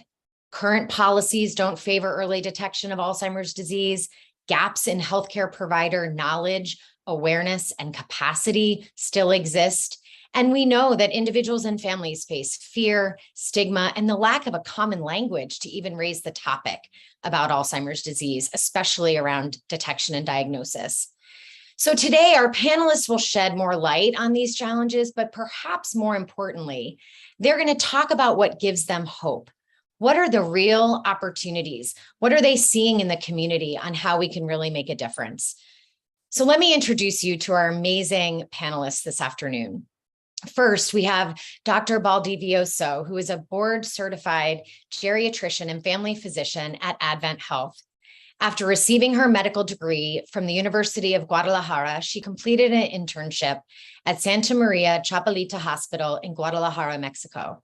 Dr. B, as she is affectionately called by many, and I'm thrilled to count myself among them, also completed a family medicine residency at Maya West Medical Center and a geriatric medicine fellowship at Jackson Memorial Hospital. She is a skilled and experienced researcher and practitioner. She's fluent in English and Spanish and works with a large number of communities on senior memory care and well-being. Welcome, Dr. B. Next, we have Dr. Fayron Epps. She is a nurse with over 20 years of experience and is currently serving as an assistant professor and the director of community and research engagement in the Office of Diversity, Equity, and Inclusion at Emory University's School of Nursing. She's a fellow with the American Academy of Nursing, the Southern Gerontological Society, and the Gerontological Society of America. Dr. Epps leads initiatives that focus on transitioning individuals from historically underserved groups into the nursing profession. She also serves as the principal investigator for the Faith Village Research Lab and is the founder of the ALTER program, which is a nurse-led dementia-friendly congregation program. Welcome, Dr. Epps. And finally, Greg Magnuson, who is a program manager at Virtusa, an IT operations company. Greg brings an extraordinary background in finance, economics, and data analytics to his work. Over the past 15 years, he's worked with organizations ranging from nonprofits to companies large and small, providing valuable insights into their data to help them better understand how we can scale technology to reach more people. He has a strong analytical background, and he helps organizations build their programs using technology and machine learning. He currently helps Us Against Alzheimer's as we've been delivering our Brain Guide platform. He manages the technical development team, our platform analytics, and our product roadmap. Welcome, Greg. So let's get to it and start with our discussion. And just as a reminder to those of you that are tuning in via the Us Against Alzheimer's website, there is an opportunity right below my video for you to ask some questions.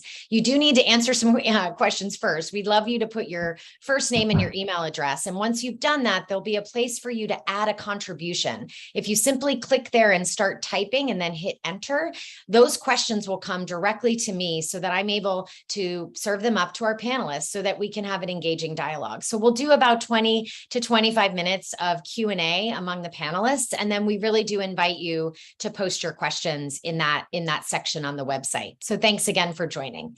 So Dr. B, I'm going to begin with you. You have a really interesting story in that you began your healthcare career as a primary care physician, and now you're a gerontologist in a memory care clinic. So you're kind of the perfect example of dealing with both, or having exposure to both audiences. And I would love it if you could expand on what I shared in terms of what are those challenges that primary care providers are experiencing when they're addressing memory concerns with their patients. And if you could also share a bit about your work with the Davos Alzheimer's Collaborative and how you're addressing early detection in your community.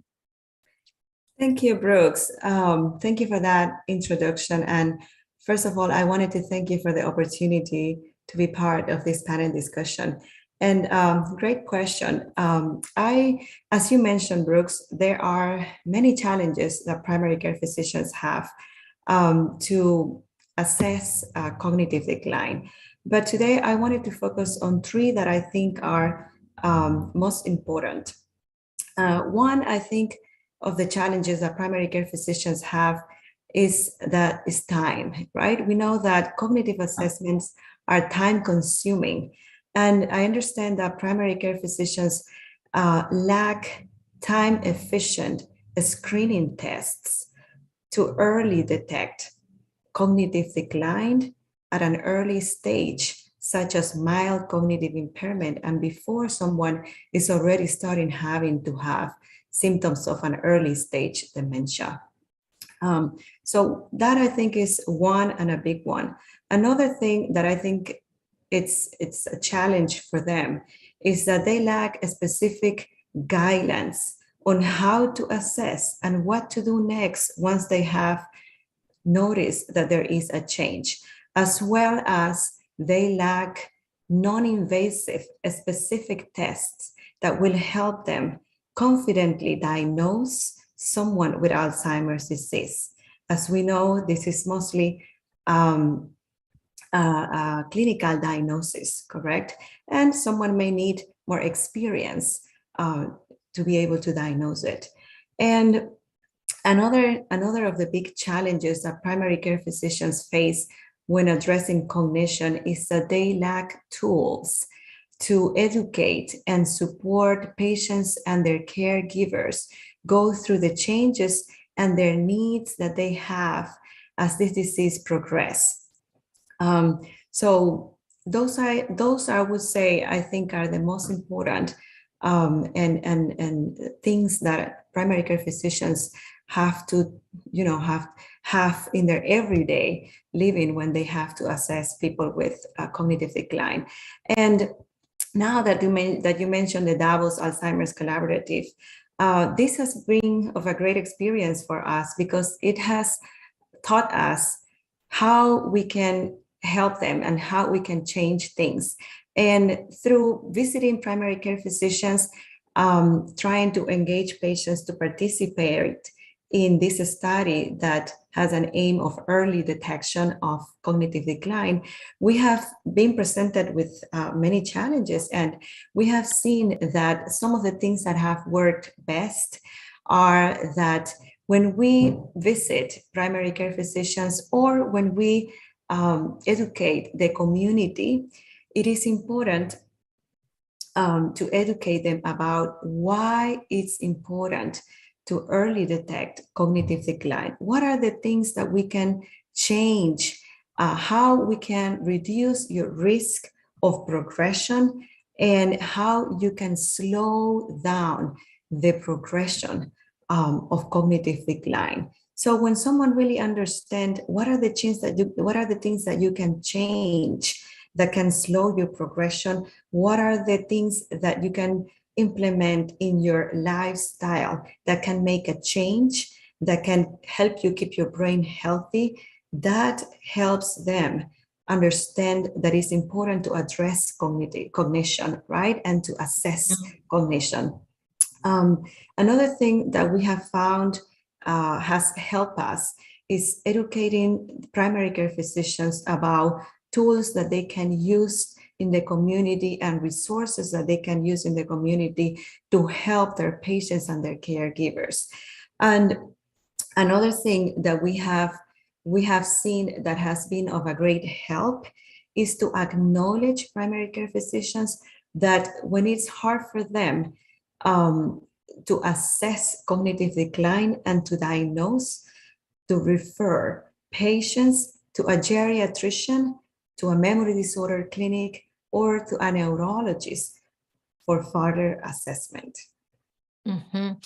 Thank you. That's fantastic. So it sounds like it's a combination of kind of intangible and tangible information you're trying to bring to primary care. So giving them access to tools that are simple and that are perhaps take up less times, acknowledging that they are challenged by time and perhaps a lack of awareness of what to do next. So giving them, the pass almost to say, refer, and here's the types of folks that you would want to be referring to. When you think about how receptive are the primary care providers that you're reaching when you talk about risk reduction and risk reduction as a way into the conversation with families and their patients around an earlier diagnosis, are you finding they're receptive to that narrative? To be honest with you, I have seen that when we do first break up the research, they're not very much engaged in participating in anything that would early detect the cognitive decline or Alzheimer's disease. But when we take the time, you see, to educate them, why it is important, and what, even though we don't have a treatment, a cure for dementia, there are so many other things that we can do, right? Assessing the risk factors, talking about medications that impact cognition, talking about lifestyle changes, talking about managing medical conditions that can put you at a higher risk to develop dementia and Alzheimer's disease. So educating them, when we spend time to educate them, we have seen that they do engage into the conversation. Yeah, I mean, it's such a practical and seems like such a simple thing, right? But really taking that time as advocates, as experts, as stakeholders, and providing that education to really shift the narrative, even among this really important group of primary care nurses and providers and health and wellness practitioners who are all, playing a role in engaging with older adults. So I really appreciate that intention around taking the time to bring them that knowledge and that empowerment and a pathway forward. So if they aren't sure what to do, you're able to help them learn where they can refer, which is obviously so important. And I think that's a fantastic segue to my question for Dr. Epps, recognizing, not to overuse a term, but it really does take a village, right? We're not just talking about neurologists. Neurologists alone are not going to solve our challenges with early detection. We have so many barriers. So we need the primary care providers. That includes doctors and nurses, but we also need trusted leaders in the community. And Dr. Epps, you've been instrumental in supporting us against Alzheimer's and teaching us so much about the value of trusted leaders. And we know that, the importance of nurses, the importance of health and wellness providers, and faith leaders. Can you speak a little bit about these trusted sources in the community and how you work with them and why they're so important? Well, yeah, thank you again, Brooks, for inviting me to be part of this platform. And I am a nurse. My background is nursing. And of course, I think we all know that healthcare professionals, they are, especially nursing is the most trusted healthcare professional. But it's also important to bridge the gap and to work with community leaders. And that's very important. And that's what I do in my work in Atlanta. I work with the community stakeholders to make sure that they know of these resources that they can give their members and those that they serve. More particularly, I work with Black faith communities and their leaders. And it's so key because when we think about the Black community and a lot of communities, the church or their place of worship is so important. This is many times it's the cornerstone of that community. It can also be the haven for many. And this is where they come to get the information. So not to just go there and worship, but also to get information and resources.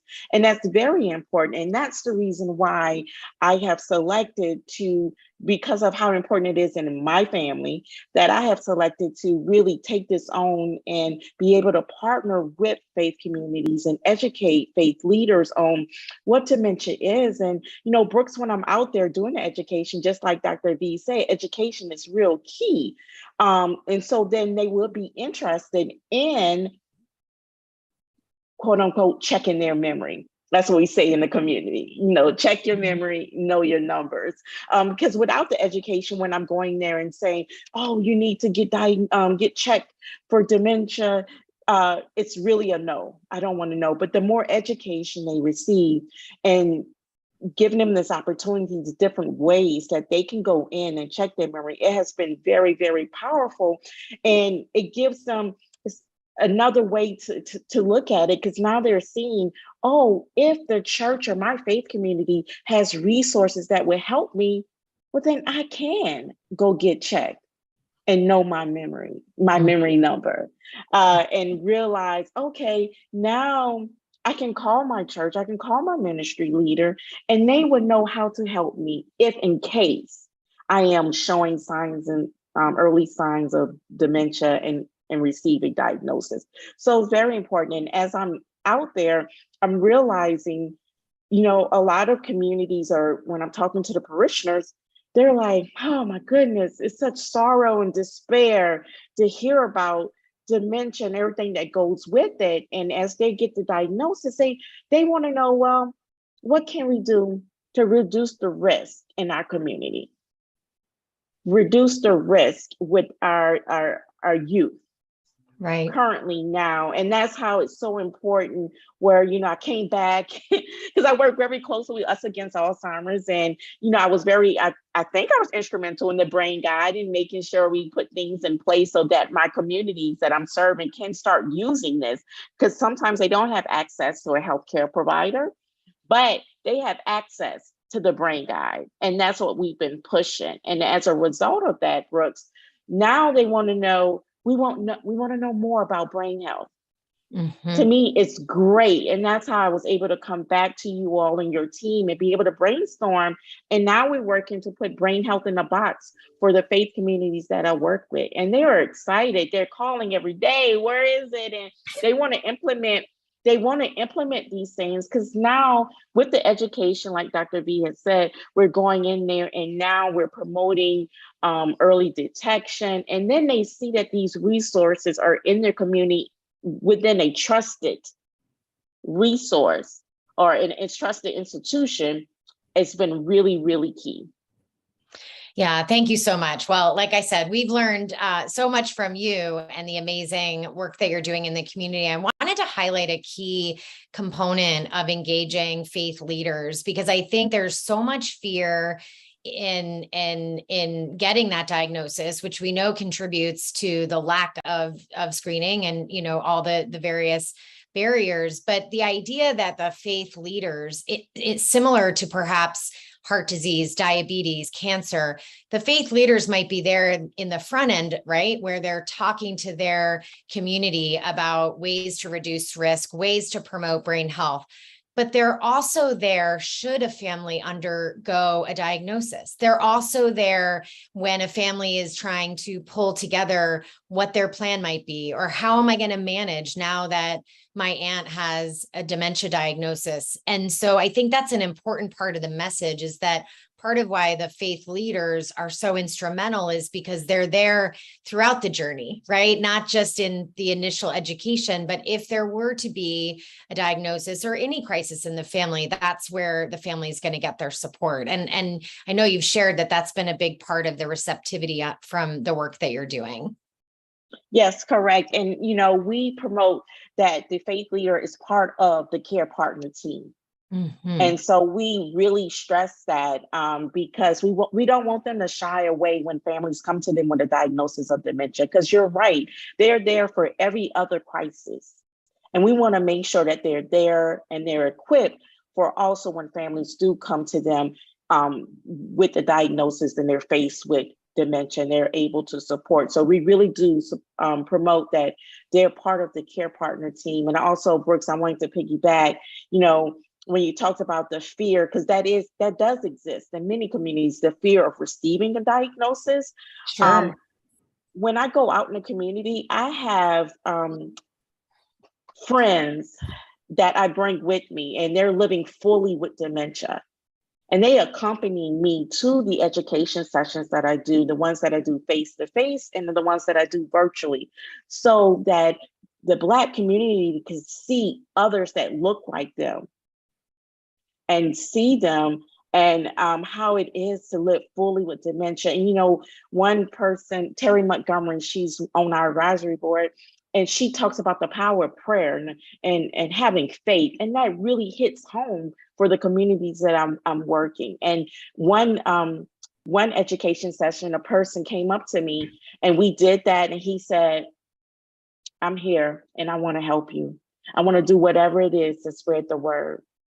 And he just came out the blue, and his wife afterwards came to me and she apologized. She said he's diagnosed with dementia. And I said, oh, no worries. But that's letting me know that having a testimony for someone living with dementia, he was now able to speak up and come out where many people are in the congregation and they're not speaking about it. And we no longer can be silent. We need to make sure we have the resources. And I'm happy that I'm in the community and they're very receptive.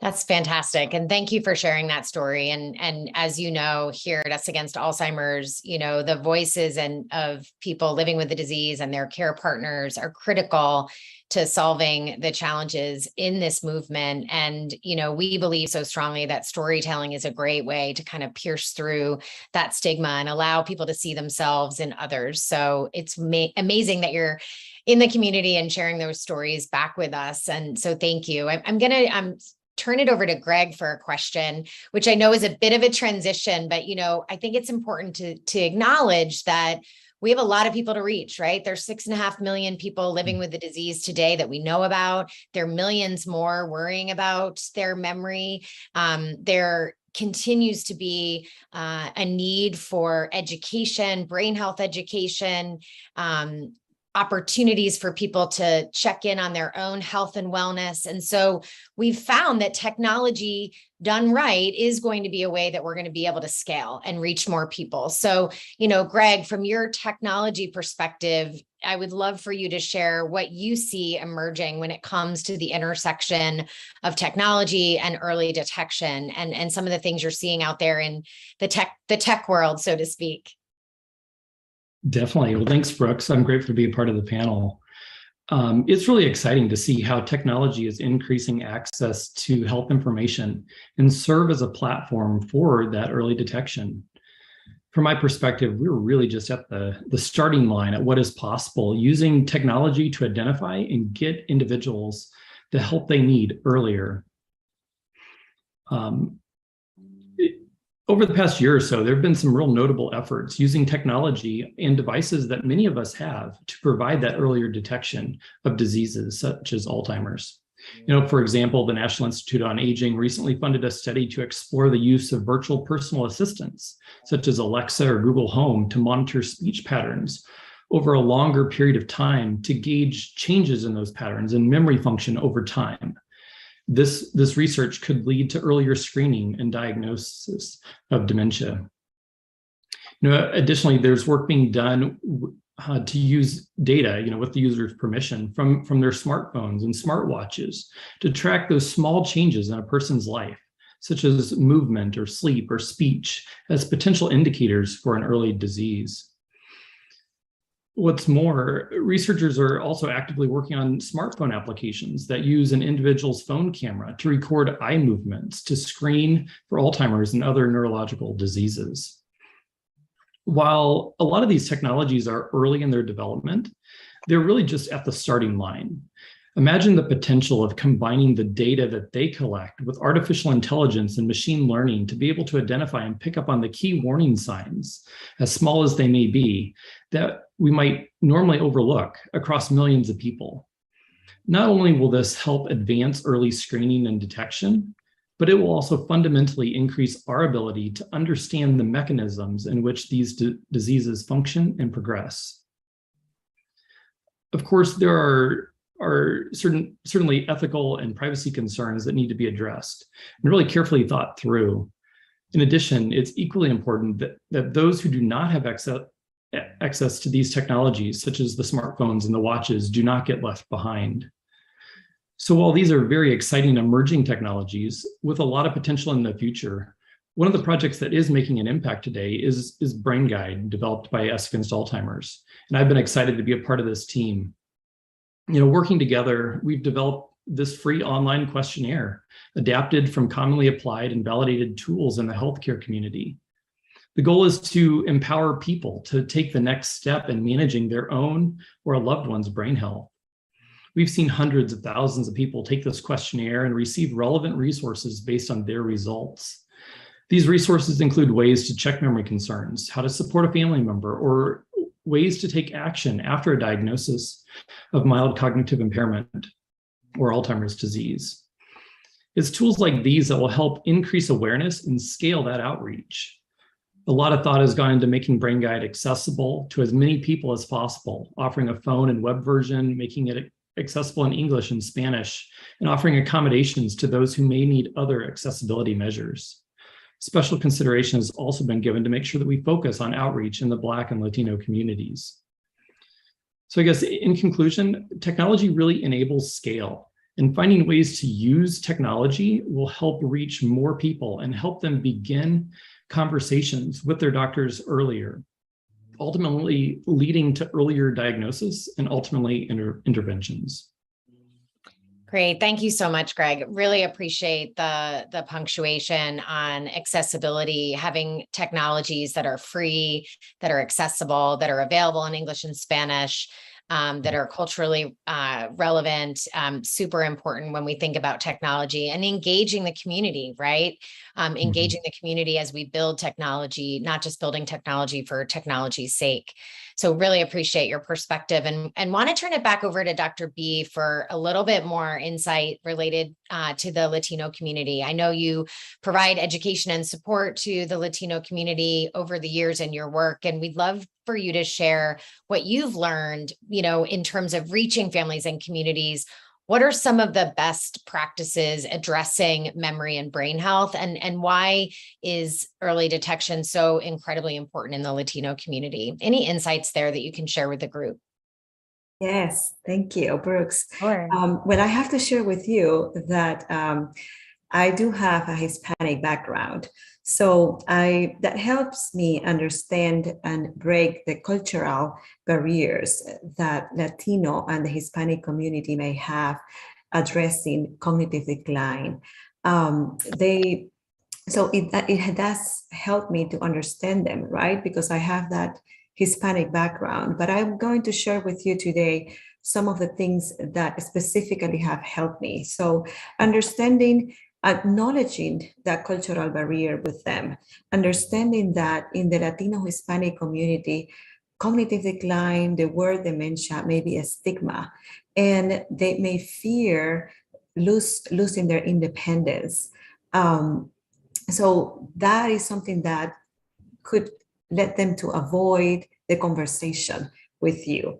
So acknowledging this with them has helped me to open up the conversation, to start the conversation about cognition. Also, some of the things that have helped me is obviously speaking the language, because they can refer to me in their own words, right? And I have to say that educating Latinos, since a lot of the Latino community may think that cognitive changes are normal to age, and they're very prompt to think that, oh, this is aging, right?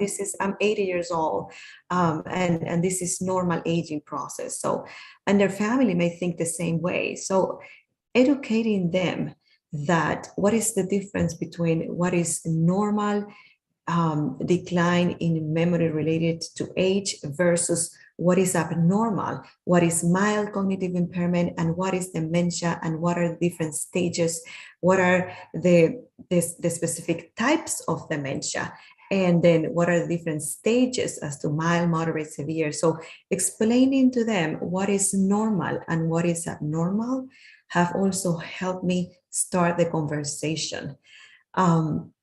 So another of the things that have helped me introduce this topic to them is educating them that how can we make a difference, and what can we change if we early detect this, right? So that they won't fear having the conversation, so that they won't fear losing their house, losing their independence, having to move to another facility when they don't want to leave their house. So addressing how can we decrease the risk of progression, how can we slow this progression, what are the things that we can do in advance before we get to a severe stage, has helped me to open up the conversation with them. So yes, that's some of the things that I wanted to share with you. Now, to answer your second question about why is it important to early detect cognitive decline, Alzheimer's disease in the Latino community? Well, we know in science that the Latino community have a higher risk of developing dementia, specifically Alzheimer's disease. We know that Latinos have a 1.5 higher risk than white Americans to develop dementia, right? We know that the Hispanic community have a higher risk of cardiovascular disease, such as high blood pressure, high cholesterol, and diabetes, and that these conditions predispose them through insulin metabolism and a lot of scientific things that we still don't know, but we know that these conditions predispose them to a higher risk of developing dementia. So knowing that they have this higher risk, it is important for us to address this in the Latino community. It is important to us to reach out to them, right? And to address this because they do have a higher risk. And explaining them that if we not only treat these conditions, it will not only help manage their blood pressure, their cholesterol, their diabetes, it will not only help them manage this condition, but it would also help keep their brain healthy. It would also help decrease the risk of having dementia. Yeah, that's fantastic, and really appreciate your insights related to really meeting folks where they are and acknowledging them where they are, and then providing that education and helping them see it's not a normal part of aging. Really appreciate that, and want to kind of take a similar question to you, Dr. Epps. What advice do you give when you're meeting with members of the community who say to you, I want to talk about this with my provider, or I'm going to the community health center and I'm going to talk about my brain health. How do you, Dr. Epps, advise your community members on how to do that? How can we make the community feel more empowered to talk about their brains? We tend to feel more empowered to talk about other parts of our health, but we aren't often feeling that confidence. So any experiences that you can share in your work with the faith community? Yeah, I think it's the main thing is making sure that they have the resources. So even when they're going to their provider, bringing resources with them, because Dr. B just mentioned some providers, they don't have a toolkit. It'd be so great if they also have a toolkit that they can have, but they don't have a toolkit. So I think it's very important that I educate those in the Black community, bring these resources, share what you've learned. Share what you've learned from the seminar that you've attended and any of the other research that you've done. It is really key that we do that. And if you're going to the community centers, bring this information with you. And that has been really helpful. Some families say, well, then how am I do it at home? I just had this recent question. How can we have this discussion at home? And it's not a one size fits all. Your family. And sometimes it's just leaving a card out on the dinner table.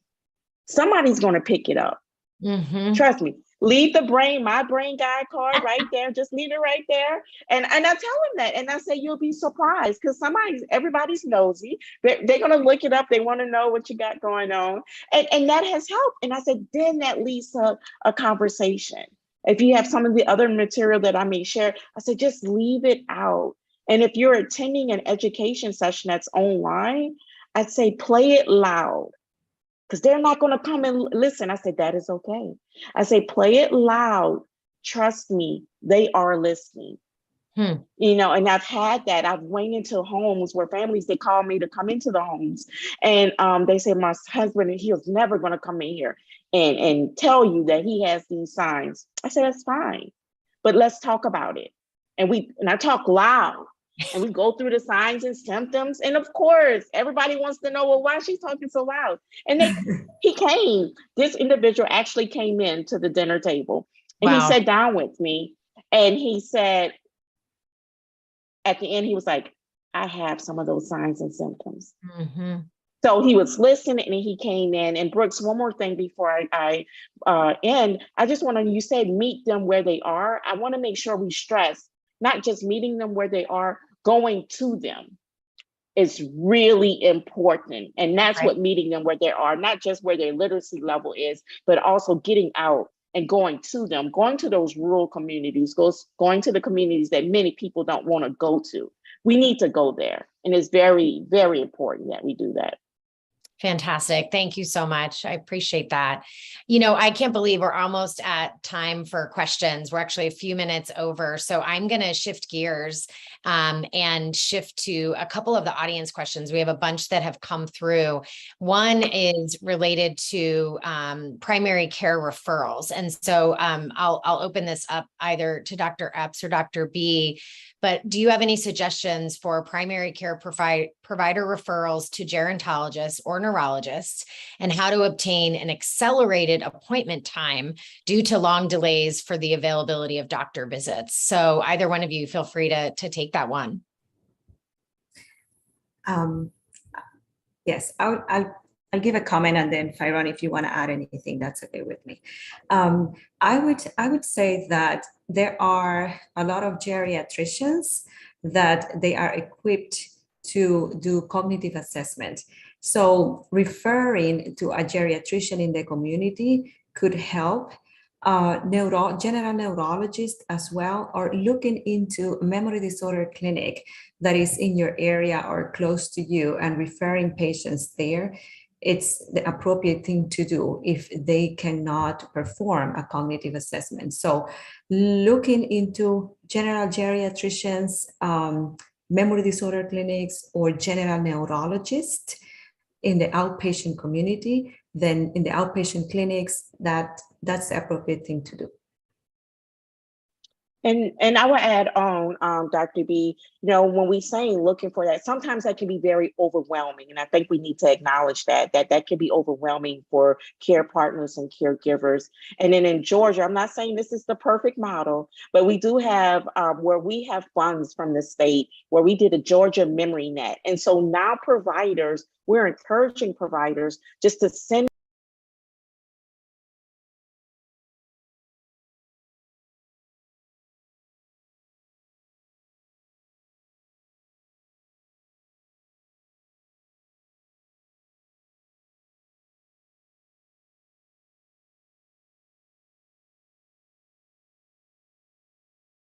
Brooks, thanks to you and our panel of experts. Up next at 3:30, we'll look at the tremendous need for greater diversity in Alzheimer's clinical trials and signs of progress.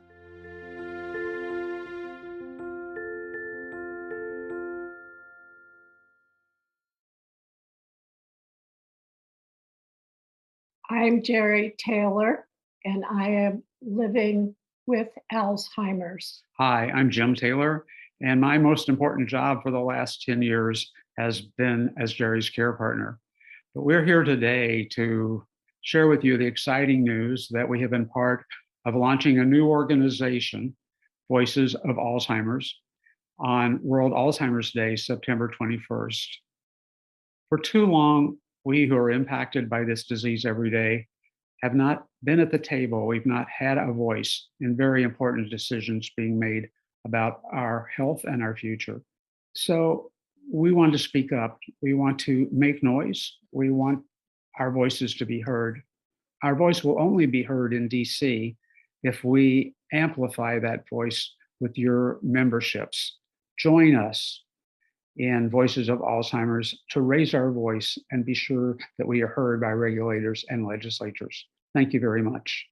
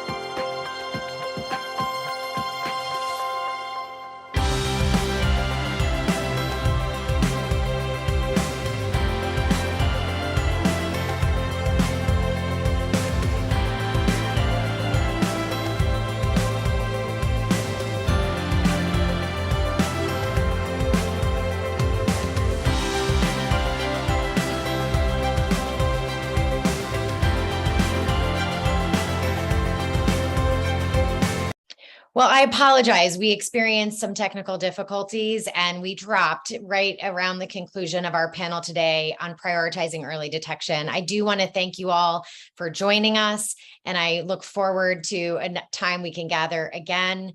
And I just want to remind everyone that early detection is a key pillar of Us Against Alzheimer's, and we invite you to continue the conversation with us. Thank you very much.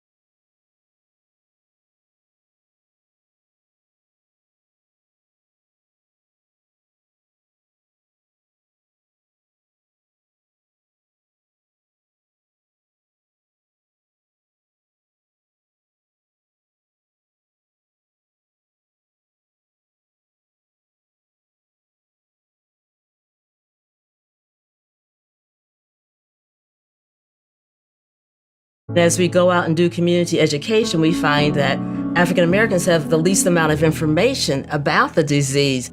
Although African Americans are twice as likely to have the disease, they're not diagnosed until toward the end of the disease. But I think part of the problem is still what happened in the past. And there's that lack of trust. Are they going to use us for guinea pigs? Are they going to be experimenting with us? That's the story I tell. If you want to be a part of a study, you want to be a part of any medication that comes out, be a part of the research studies.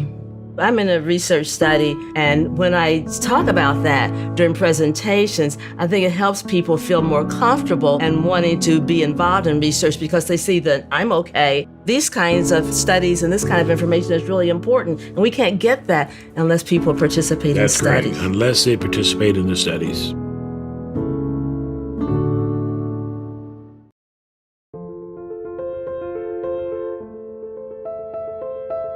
Our next panel, Inclusion in Clinical Trials, will explore how, for decades, people from diverse communities have been underrepresented in clinical trials. But that's not to say there hasn't been progress. Our panel of experts will discuss that and how we can ensure greater diversity in Alzheimer's clinical trials. Welcome Stephanie Monroe of Us Against Alzheimer's. Black African American older adults have the highest prevalence of Alzheimer's and related dementias, followed by Hispanic, Latino older adults. Yet, unfortunately, both are severely underrepresented in Alzheimer's disease and related dementia clinical trials research. 39% of Americans are from racial and ethnic minorities. So why are close to 85% of those in clinical trials virtually all white? We know the barriers. We know about cost and language and distance, trust, lack of effective community engagement, using methods, messengers, and messages that resonate. And we've been trying to address that through programs and strategies, some more effective than others. However, not until recently have we come to understand just how important it is that we do the simplest of things like actually ask high burden populations to participate. 80% of these populations report never being asked. So clearly, this is less about their willingness and more about our determination to implement this as a priority from the get-go.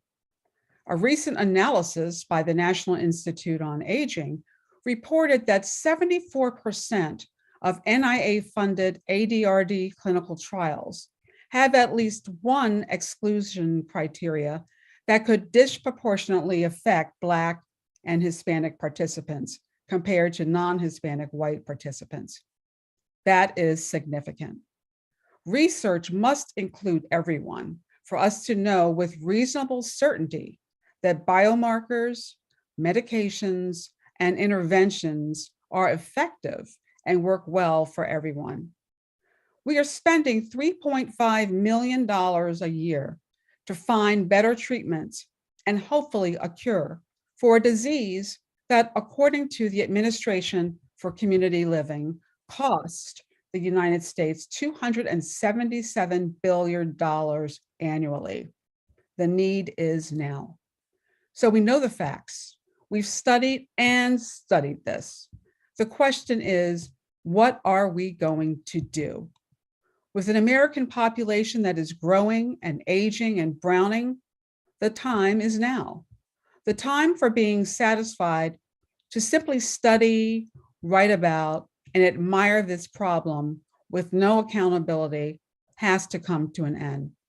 So today we're going to hear from experts who are identifying the barriers, including unintentional barriers that need to be understood and identified so they can be a driver for change. We're going to learn about strategies that have been well identified to be effective in minority recruitment that are now being applied on the ground with very positive results that should be scaled. And we will hear about the impact of a failure is not an option mentality with accountability and how that drives change. So today I'm pleased to introduce our distinguished panel. First, we'll hear from Dr. Holly Massett, PhD and Senior Advisor of Clinical Research, Recruitment, and Engaging at the National Institutes on Aging.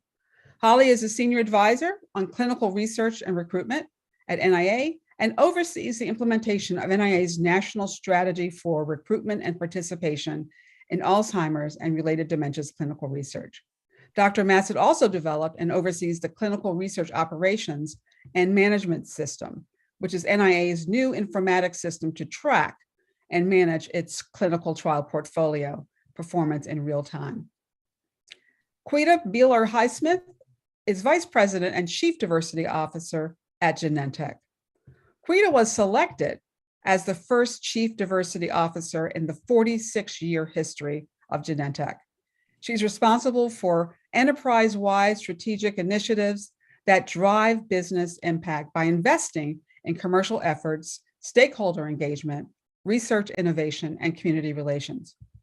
Because she recognized the need to diversify clinical research, Ms. Highsmith co-founded Advancing Inclusive Research, a highly regarded initiative to embrace equitable access. Ms. Highsmith received both a Master's of Business Administration degree and an Advanced Diversity and Inclusion certificate from Cornell University and her undergraduate degree from the University of Kentucky. And last but certainly not least, we'll turn to John Dwyer, who is president of the Global Alzheimer's Platform Foundation and a founding board member of Us Against Alzheimer's. The GAP Foundation is dedicated to making the clinical trial process for Alzheimer's therapies substantially more efficient, thereby speeding cures to treatment to patients afflicted by this insidious disease.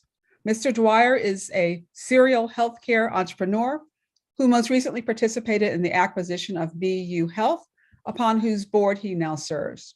Prior to GAP, he served as the co-founder and chairman of Telcare Incorporated, a high technology manufacturer of the first wirelessly enabled blood glucose meter designed to empower patients with diabetes and to manage this disease. So let's go ahead and get this started. So Holly, we thank you so much for joining us today. We were all so thrilled with the NIA meeting in which you revealed findings of the inclusion and exclusion report issued by NIA. What was the impetus for this report, and can you briefly describe for us the findings? Sure. What we found, the impetus was that we did not have a good understanding of what inclusion criteria and exclusion criteria were provided within our clinical trials that we were funding.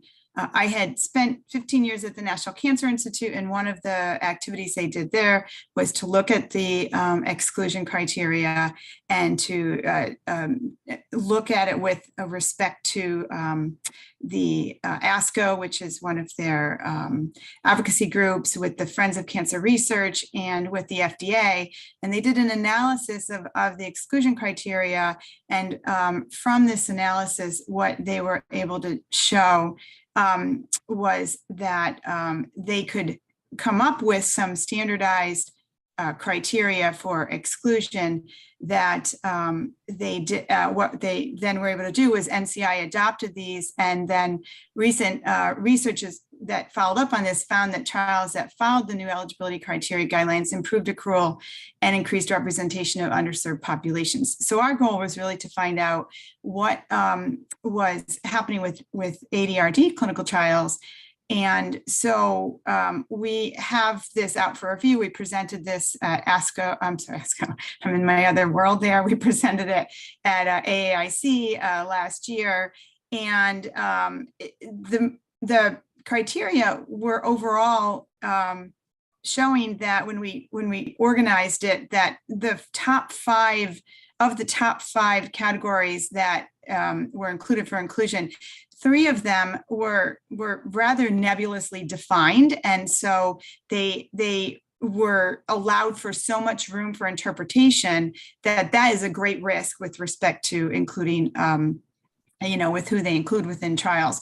So the other thing was that, as you noted, the data that a high percent of the trials disproportionately had the potential to exclude African Americans and Latinos. So with that effort, we are now working at how to pursue an opportunity similar to what oncology did, is to embrace the field and have exclusion criteria kind of revisited, since it's considered one of the top barriers, particularly for enrolling African Americans, Latinos, and other diverse populations. So in a nutshell, that's where the information, the stimulus for the idea was. So let me put this in context. So the highest prevalence for overburdened populations are Black and Latino. 80% are never asked to participate in research that could potentially find strategies and cures for them. Mm-hmm. NIA is investing $3.5 billion in this, yet we still see great underrepresentation, 85% being white. We can't really generalize to the public with some certainty that these newly defined biomarkers, treatments, strategies will really work the same in all populations. So we need to get those numbers up. We need to increase that 85% to, at least where the population is, which is around 20%, at least that as a starter, and going beyond because of the high burden that they face. We are doing a much better job, and I would say, at funneling people through the pipeline. We're doing a much better job of identifying people. When we ask them, about 80% of the people say, yeah, I want to learn more. I want to participate in research. So we give them the dance card, we give them the invitation. They come to the front door, they open the door, and then a researcher stands there with their hand up like this and says, I'm sorry, you're not qualified. You're not welcome to come through the door. So what you have done, what NIA has done, is identified, man, we're putting too many restrictions on people being able to enter this door, because many of these populations have comorbidities, diabetes, and other things that in real life, these medications are going to go into. But we have established criteria that may unnecessarily include populations. So that really is what we're talking about. We all want to have safe and effective and scientifically valid measures, but there are some measures that, number one, unnecessarily exclude people and aren't really allowing us to see what this will look like in real life. So is that a fair, do you think, way of sort of looking at this issue and why it's so important? It's absolutely important. I think that the hard part has been that we haven't had a good way to get our arms around the quickly growing portfolio of trials that we have had over the past 5 years or so. So, right now we are currently funding more than 400 active ADRD trials. 200 of these are prevention and treatment, and the rest are with supporting dementia care and caregiving. So we are absolutely committed to ensuring that these findings are relevant to all people, particularly those most impacted by the disease.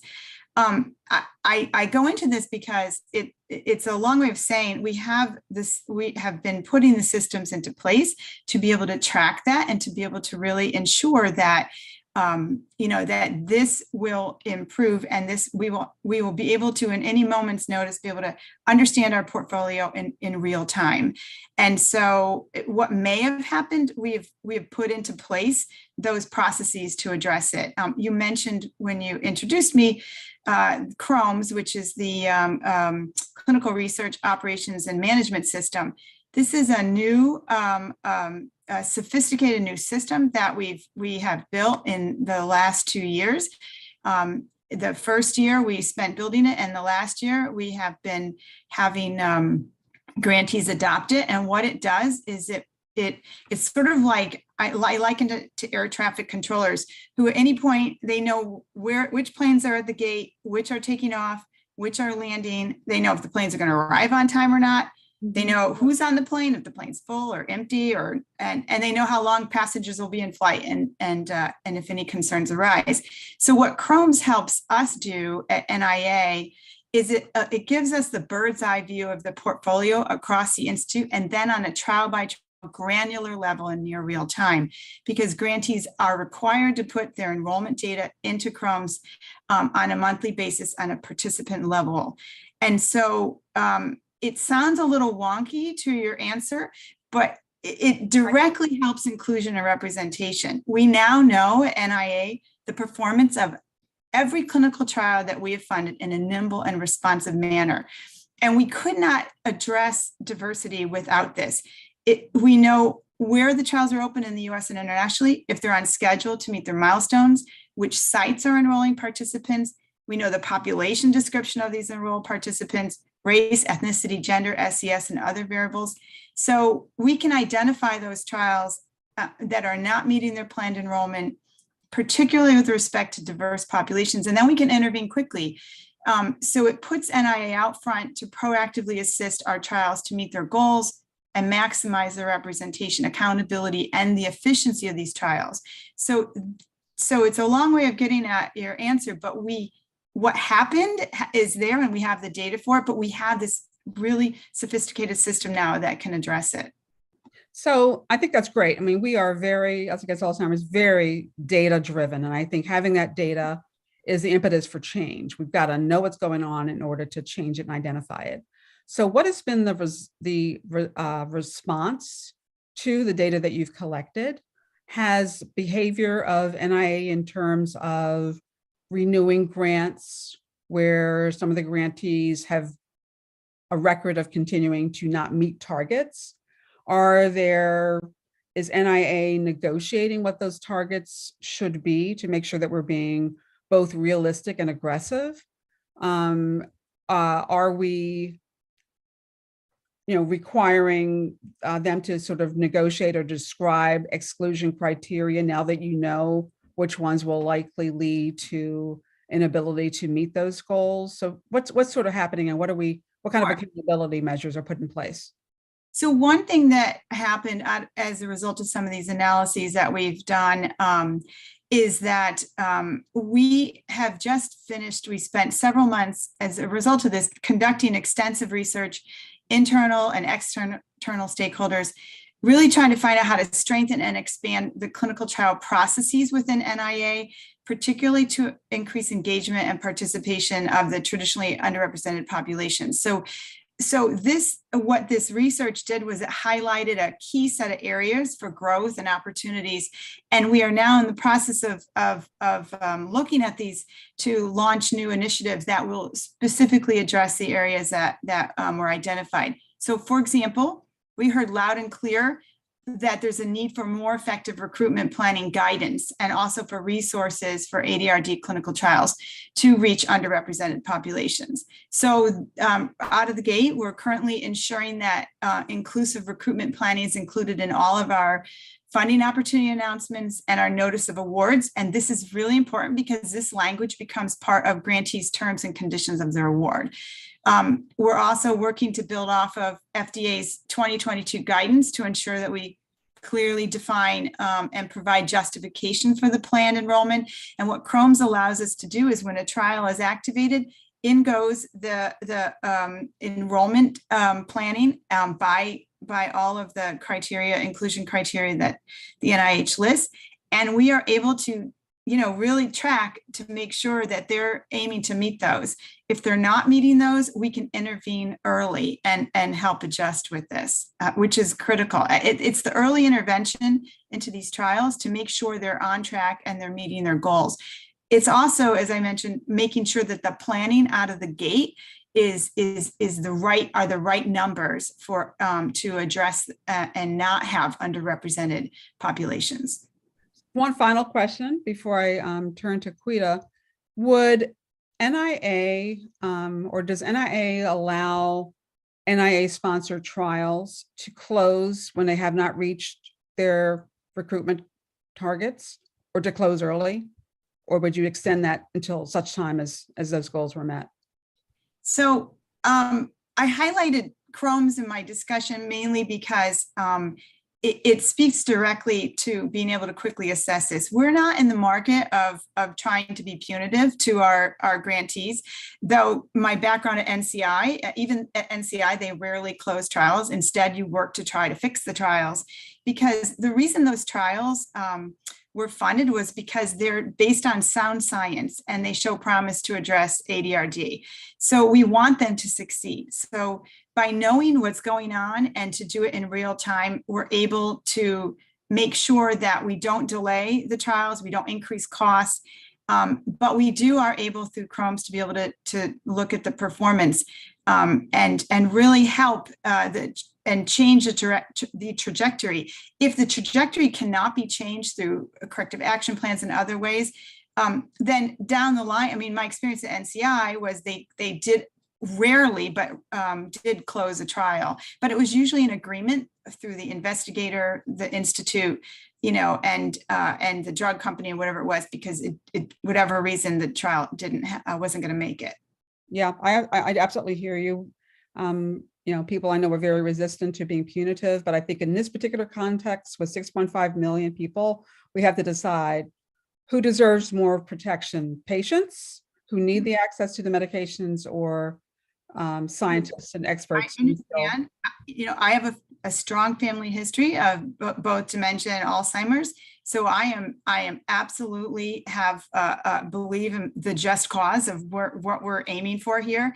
So I never have moss growing on my back on this one. So we are absolutely working toward making this. It's the reason I say it's not punitive is not because we're not holding people accountable. It's that we want everybody to understand this is for the big game. This isn't a one-on-one, picking on people. It's really trying to get the whole portfolio up and running and doing well. Okay, well, thank you so much, Holly. We appreciate you in this space in particular. We don't think we could have a better patient advocate, and one who is going to challenge the status quo so that we can make the change that we really need. So Quita, let me turn to you. Hey, how you doing? Good. Fantastic. So Quita, I've known you for years. You have challenged so many people, so many companies, that they need to pay attention, implement strategies that actually we know work, instead of admiring the problem.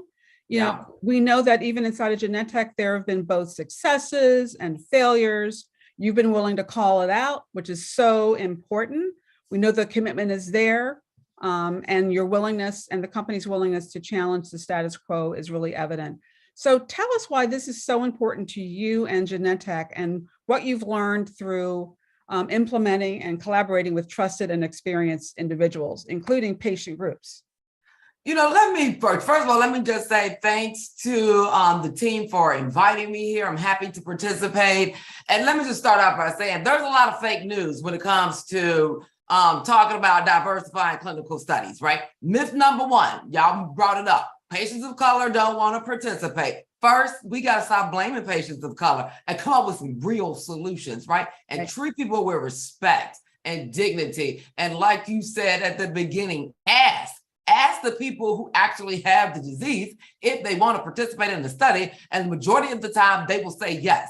Myth number two is that people believe that, if you bring in communities of color and do inclusive research, that it's going to slow down the study. It's going to cost more. But you know what? COVID shined the real bright light on that.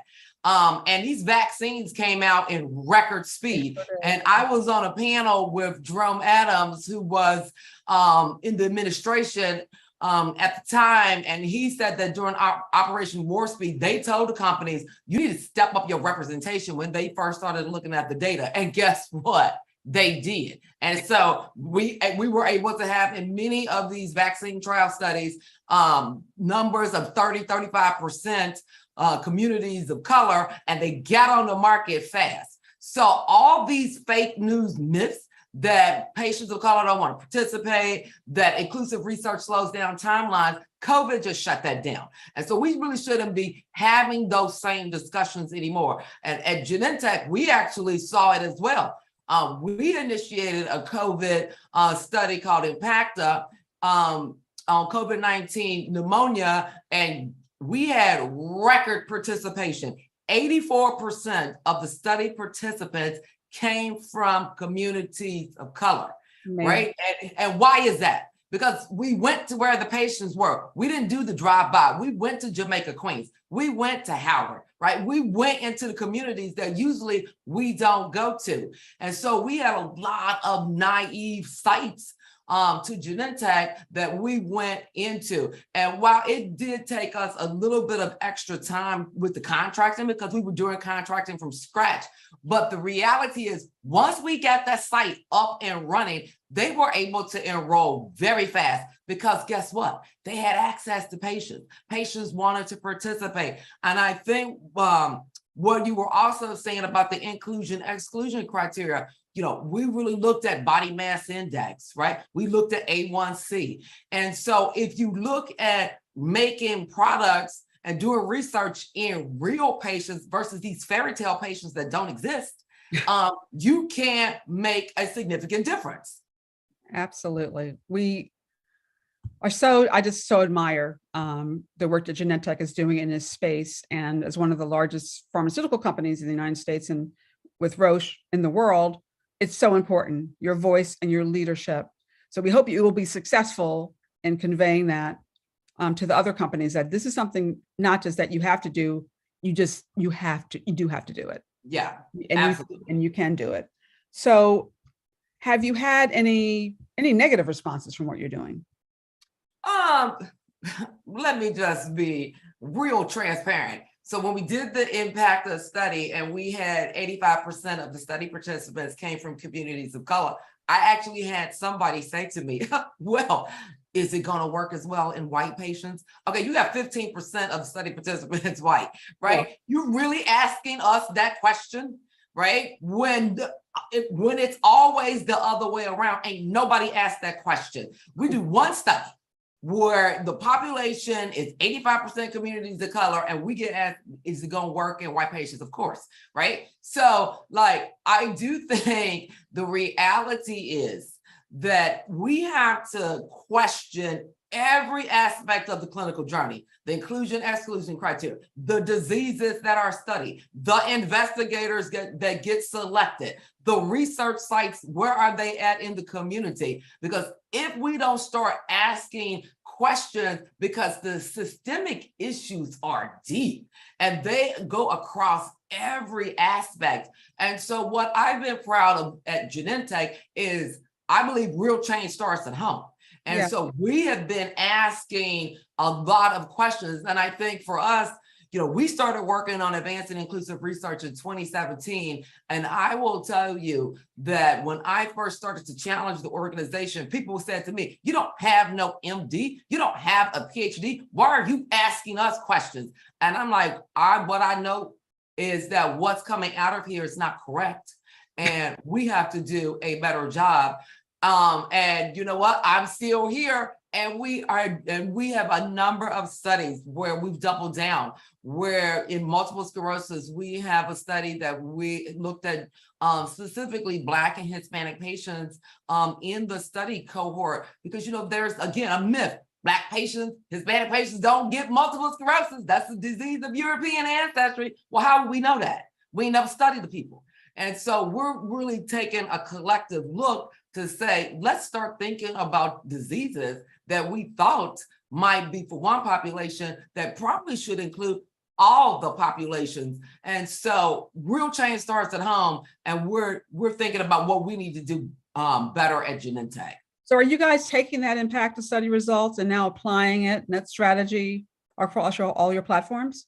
You know, one of the things that I'm so happy about, just like a couple of weeks ago, our chief medical officer and our head of our global product strategy just sent out a communication about things that we're going to be doing differently. One of the things that we're going to be doing is we're going to do a dashboard, because the best four-letter word in our industry is data. And be able to have a chance to look at the data in real time. How are we doing? We are saying that we want to have a representative population.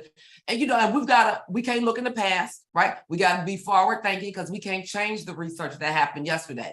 we got to change the research for tomorrow. And so we're going to be looking specifically at our data and understanding in real time kind of how we're doing. And if we're not doing where we need to be, then we want to be able to pivot. We're also thinking about where we do the research. Last year, we started the Advanced and Inclusive Research Site Alliance. We started in oncology, and we have 5 sites. We have University of Alabama in Birmingham. We have City of Hope in LA. We have West Cancer Center in Memphis.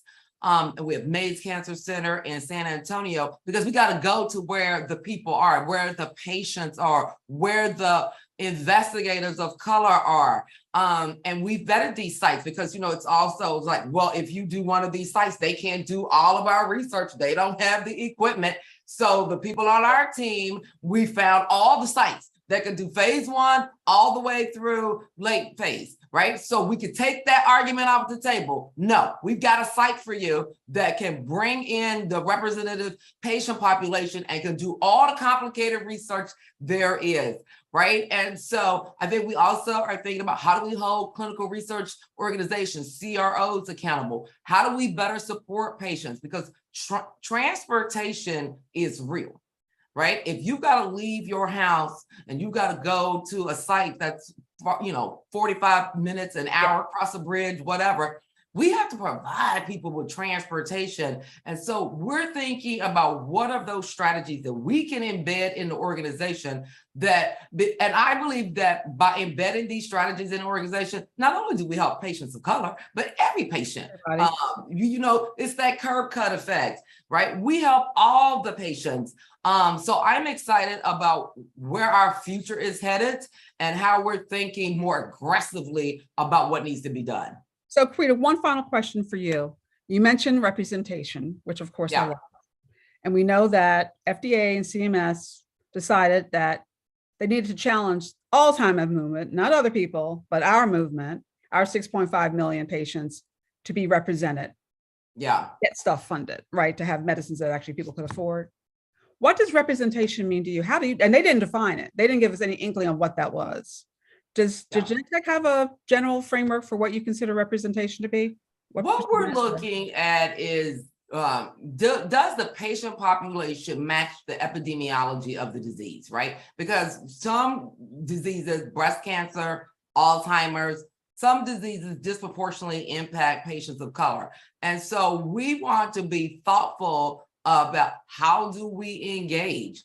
And I think there's some really good work coming into the Alzheimer's space. We certainly have some things that we're fingers crossed, but we know we also, as we get our data, we know that we're going to have to do more, right? To ensure that we have more representation in the research, because the community, the patients, the caregivers, they're going to be asking us, right? Is it going to work in my population? And people want to have the data to show that the efficacy and safety in my community is going to represent me. So there is no company that is doing this perfectly, right? And we are trying to make progress. We're not looking for perfection, but we're looking to make progress. Okay, well, we're excited about it, your leadership, and we've been able to work together as a patient advocacy organization with Genentech, which has been great. So we're going to have to take you up on that challenge as a nation. Keep us honest. Because by 2030, 40% of people who have Alzheimer's are going to be Black and Latino. 40%. And we can't even get 5% in clinical trials right now. So we got a problem. We got a challenge ahead. And I think we got to be thinking about things too. Like, if we see that in the initial phase 3s, then what are we going to do for the phase 3B, right? Like, so what are we going to specifically do? We're going to put our money where our mouth is, right? And say, okay, if we didn't do a good job here, what's the next step? How are we going to get this answer? Right, absolutely. So John, never one who is hesitant to take on a challenge. So we've got this 40% challenge that might be looming, but really we know that you have been with GAP really a leader in implementing some of these strategies that we know work. You've been able to get some great results. I want to hear you talk to us about, what you've implemented, what lessons you learned. Again, what are the key takeaways from your experience? And is this an approach that's scalable to other organizations? Well, first, Stephanie, it's great to be back home with us against Alzheimer's on a panel. And I think most of what needed to be said has already been said. I think that let me begin by just saying, we got to really brace ourselves and just do the work. Just put on an attitude that you can't make excuses anymore. So I think what Stephanie's referred to early on in her remarks is GAP made a decision 18 months ago that we were going to start a biomarker study called BioHermes. And the only reason I'm probably here is because I was the guy that said, in consultation with my leadership team, and I'll tell you, it wasn't a unanimous discussion. We would not close the BioHermes biomarker study till we had at least 20% African Americans or Latinos in the study, period. We burned the boats. Doesn't happen in our business enough. Just said, we don't stop till we get it right. So we're concluding that study this month, which I'm very pleased to say is done. And we're going to be at between 22 and 24%. Wow. So we're already over 20 and we still have 50 people to go. Mm-hmm. And so we're very grateful for that. So what's the learnings from that? First, leadership has to lead and just say, we're not going to take excuses. We're going to find solutions.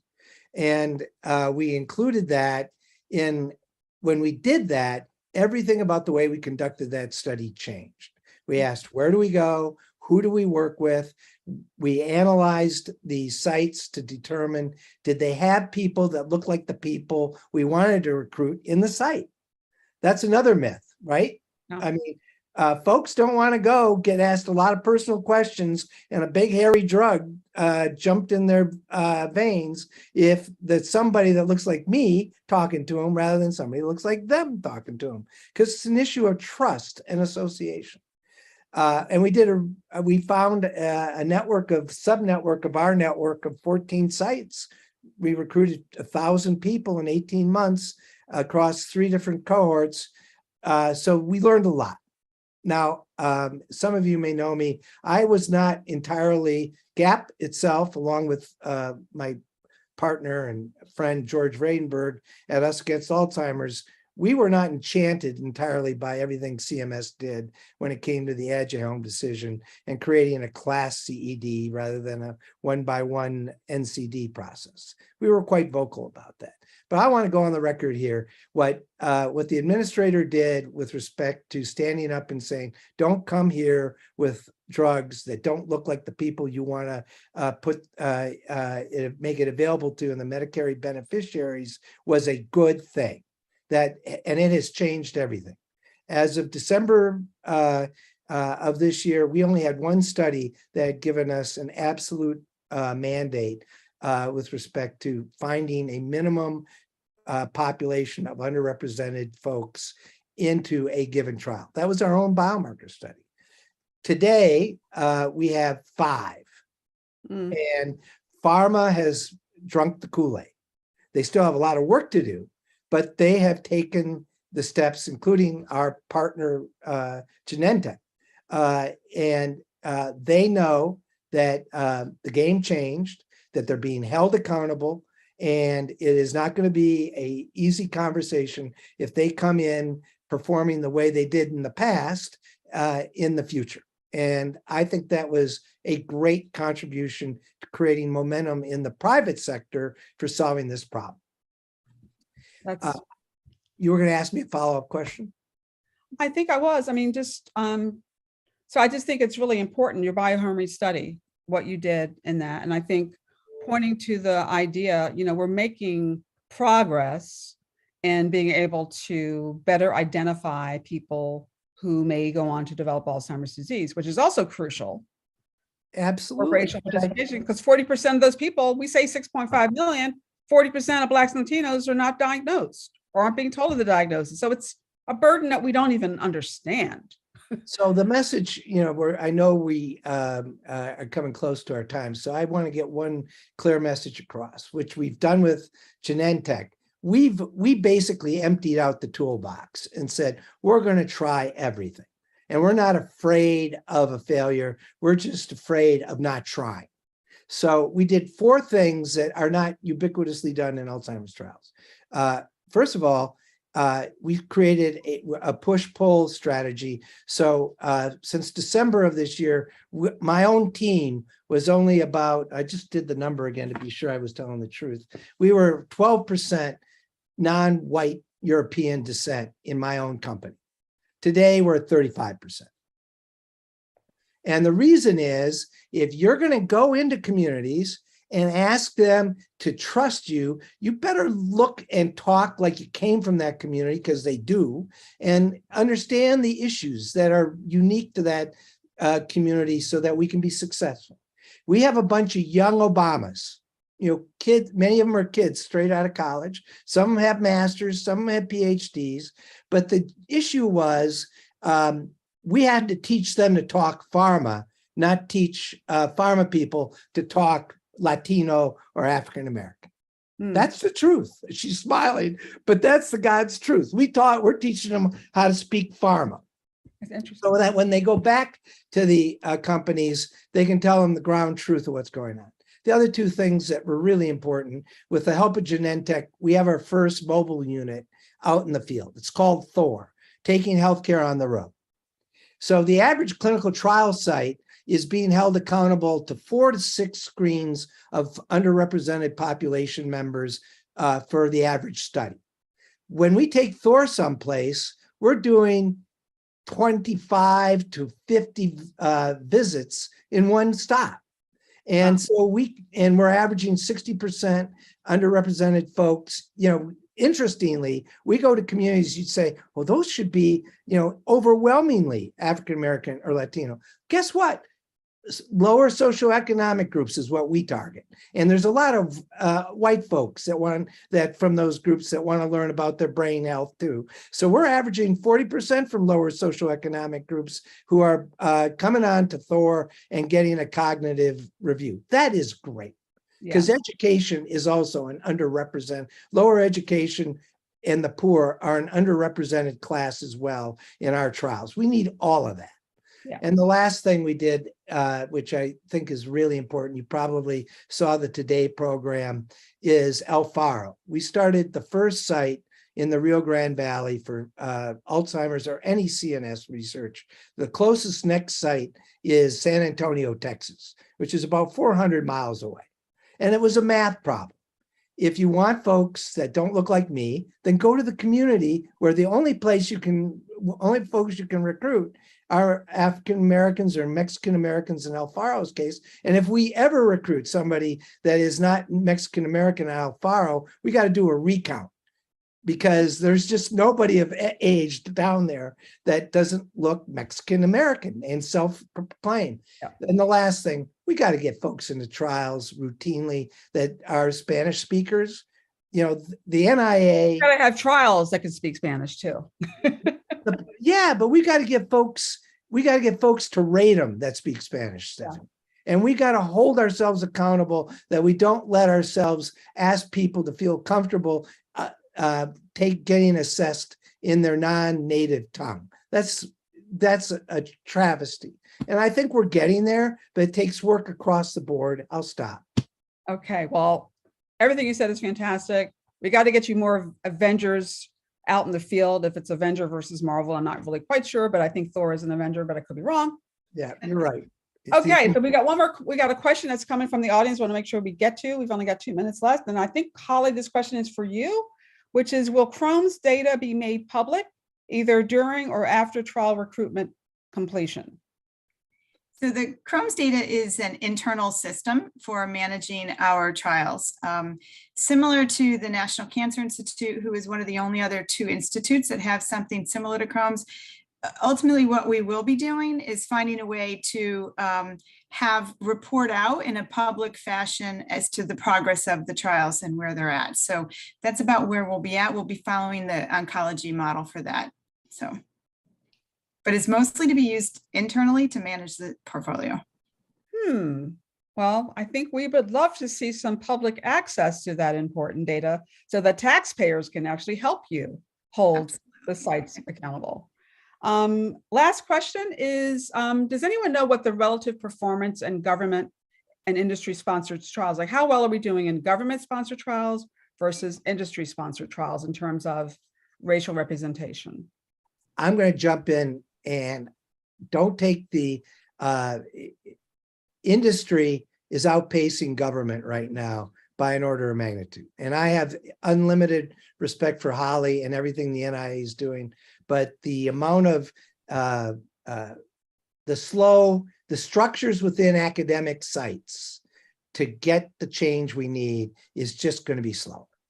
Hiring slower, the community's awareness of those sites is different every community, every town we go to. Industry is going to be way ahead of the government in the short term. Long term, I hope everybody raises all boats. So I'm hopeful that next year we'll have a panel where we're able to talk about the success of a great collaboration between the government and industry partners.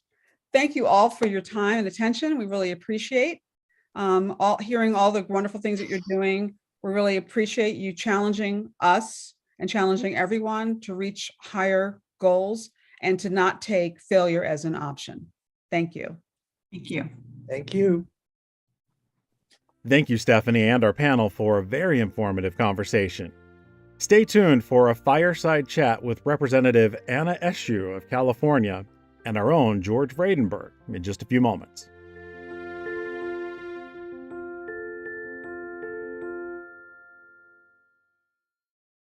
Thank you, Anna Eshoo, for joining us today for this conversation. Anna Eshoo is the powerful senior member of the Energy and Commerce Committee in the House and chair of its very, very important Health Subcommittee. So you play a vital role in the health policy of the nation. So well, my first question. It's wonderful to be with you. Great. Thank you.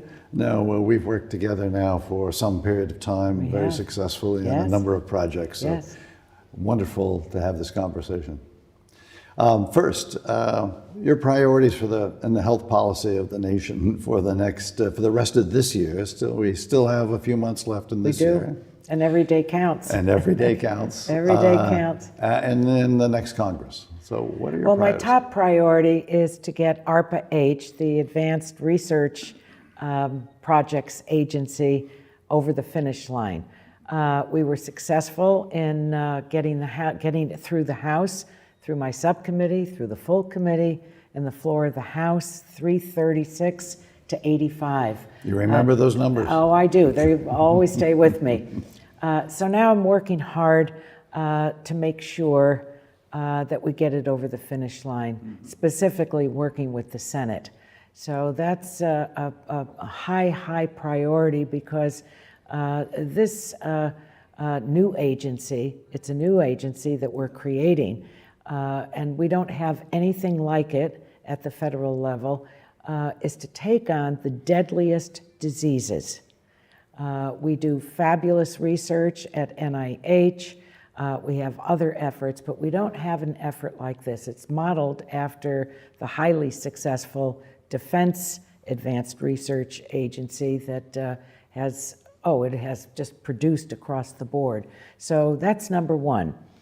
Along with that is to, I have a bill that has advanced in the House, and I want to see that get over the finish line, and that is diversity in clinical trials. If that becomes law, it will be the first time that a standard has been set for clinical trials. So that's a very important one. We know in our country that African Americans, Hispanic, older Americans disproportionately get Alzheimer's, but it's not reflected in the trials. So this is really very, very important.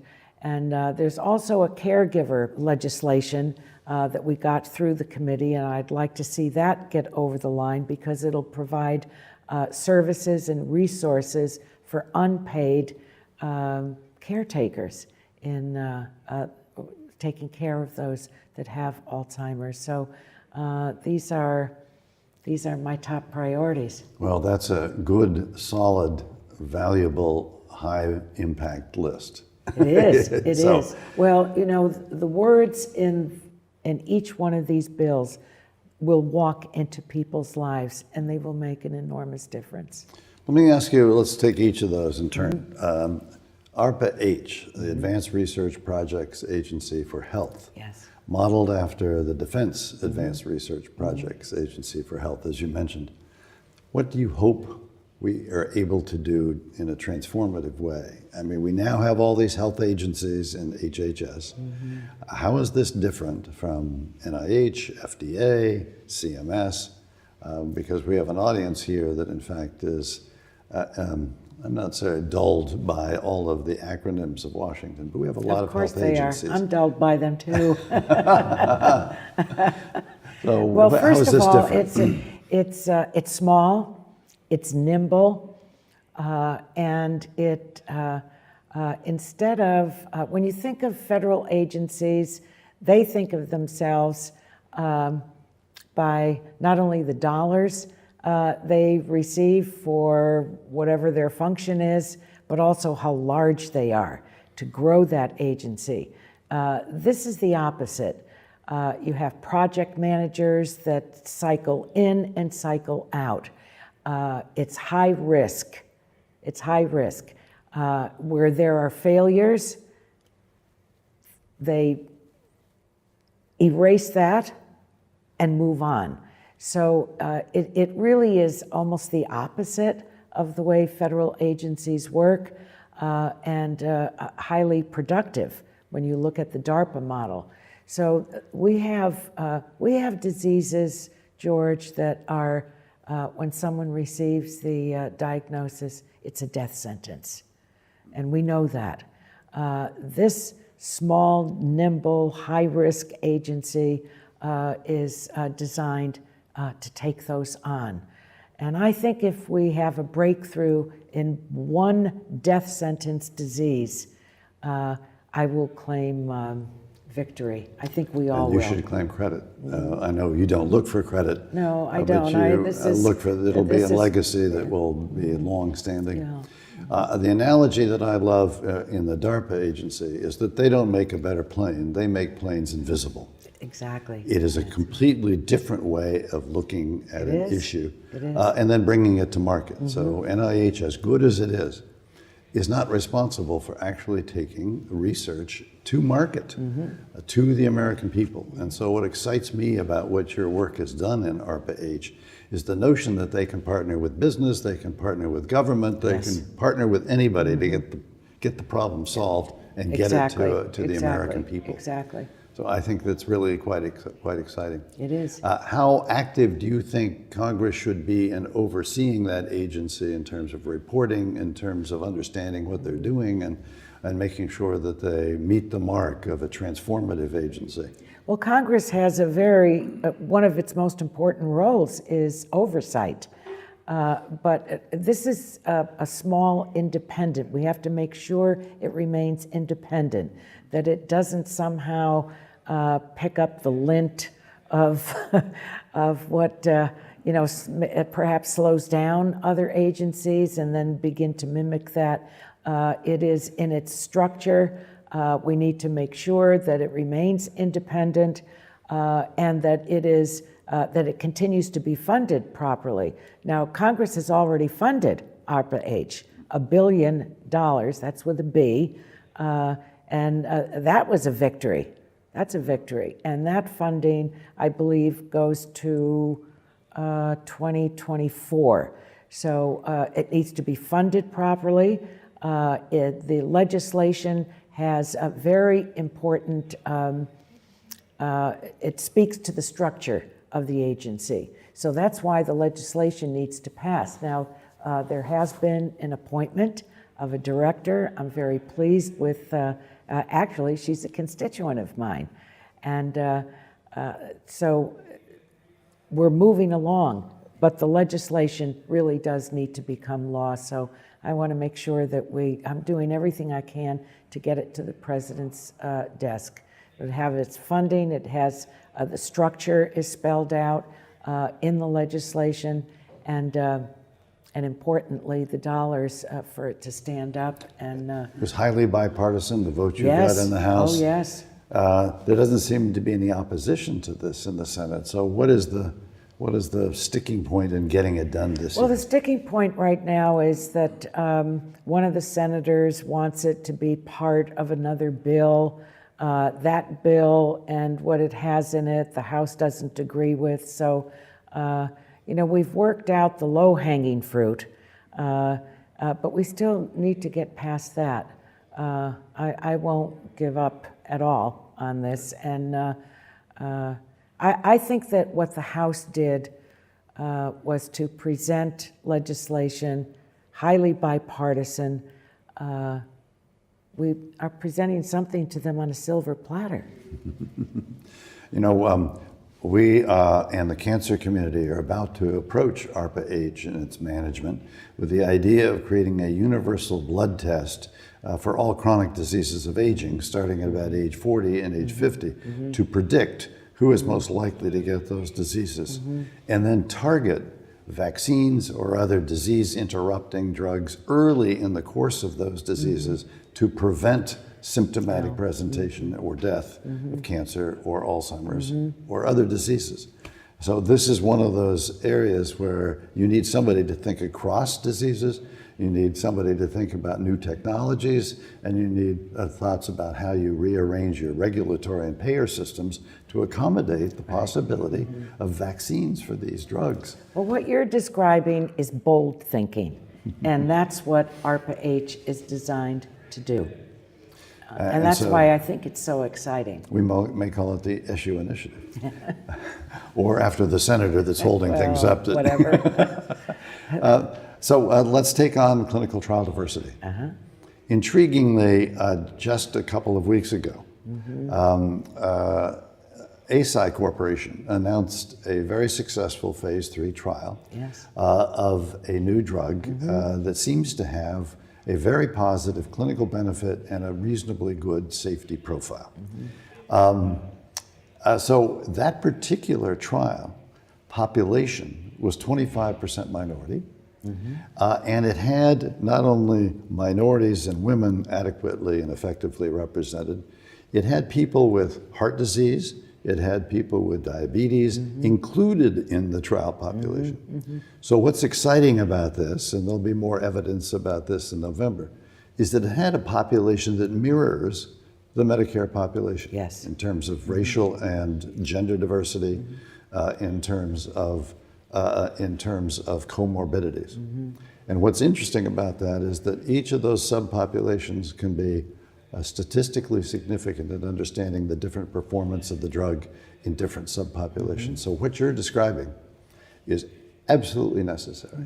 So I would ask you to think through how it is. I will tell you, because Medicare basically called this issue out in connection with its refusal to cover this class of drugs, industry, we know from our own clinical trial operation, has responded really terrifically. The United States government, because it works out of big academic hospitals that don't typically serve low income and minority populations, has been slower. So I am encouraged by your legislation because I presume it applies both to industry trials as well as to government trials. It does. And I think that's important. And when I first came to Congress, women were not included in clinical trials. Now, that sounds rather quaint now, but you have nasty hormones, and those mice had nasty hormones that confounded research. So we know what the benefits are when there is diversity, because we're a diverse country. It's a diverse population, and if you don't have that in clinical trials, then you're leaving people out, and it's not fair. But this is also about good science. You're right. Medicare, when it confronted the first disease-modifying drug in Alzheimer's, decided not to cover the entire first class of disease-modifying drugs. And at the moment, given Medicare's posture, they are not going to cover this drug, this new drug, even if the FDA approves it as safe and effective. I'm curious as to whether that makes sense to you or not. Well, when I look out across the country and know that there are at least 6 million Americans suffering from Alzheimer's, how can we look any of them and their families straight in the eye and say, sorry, we're not doing this? I don't agree with that. Every day, these families are praying for some kind of breakthrough. So I think that they deserve better. This is the family of the American people. If we're going to set up a new agency, ARPA-H, for breakthroughs, those breakthroughs have to reach people. Otherwise, it really doesn't mean a darn thing to them. So I don't agree with that. So that takes us to the next question. This is a family disease, and as you pointed out, with some caregiver legislation to provide support for those unpaid caregivers. Because every family is affected by this, and every person that has Alzheimer's probably is another half a dozen people who emotionally, financially, or physically, or even in their own health get affected by this disease. So what do you hope to achieve with your caregiver legislation? I had great hopes with legislation that was part of Build Back Better, because we had not only universal pre-K education across the country, but we also had child care, and we also had elder care. But it didn't make it in the Senate. We passed all of that in the House. So typical of these efforts, just as we have struggled for decades and decades and decades with universal health care in our country, this is on the to-do list. This is an enormous burden for families, an enormous burden for families. And I've seen it in my own family. I moved my parents into my home, saw to it that they were cared for. They're both in heaven now. I have no regrets, but it was really tough, really tough. And what does the legislation hope to accomplish? Well, the legislation is there would be paid services. To substitute for the family, or would you provide, if the family got informed and certified in some way, would you actually pay the family member? Well, there has to be help to them, because when someone is diagnosed and as the disease, talking about Alzheimer's, the disease progresses, you have to be there with them. Someone has to be there. They can't do the very basic things for themselves, bathe, feed themselves, all of that. So they need help. They need help. I know this from 3 generations of my own family: a grandmother, a mother, and now a sibling. And at each stage, you're absolutely right. At some point, the family takes on an enormous burden, and at some point, it's unbearable, and they have to move into some assisted living context. But, do they go to work and help provide for the rest of their family? But the demand is that someone be there. My mother took care of her mother.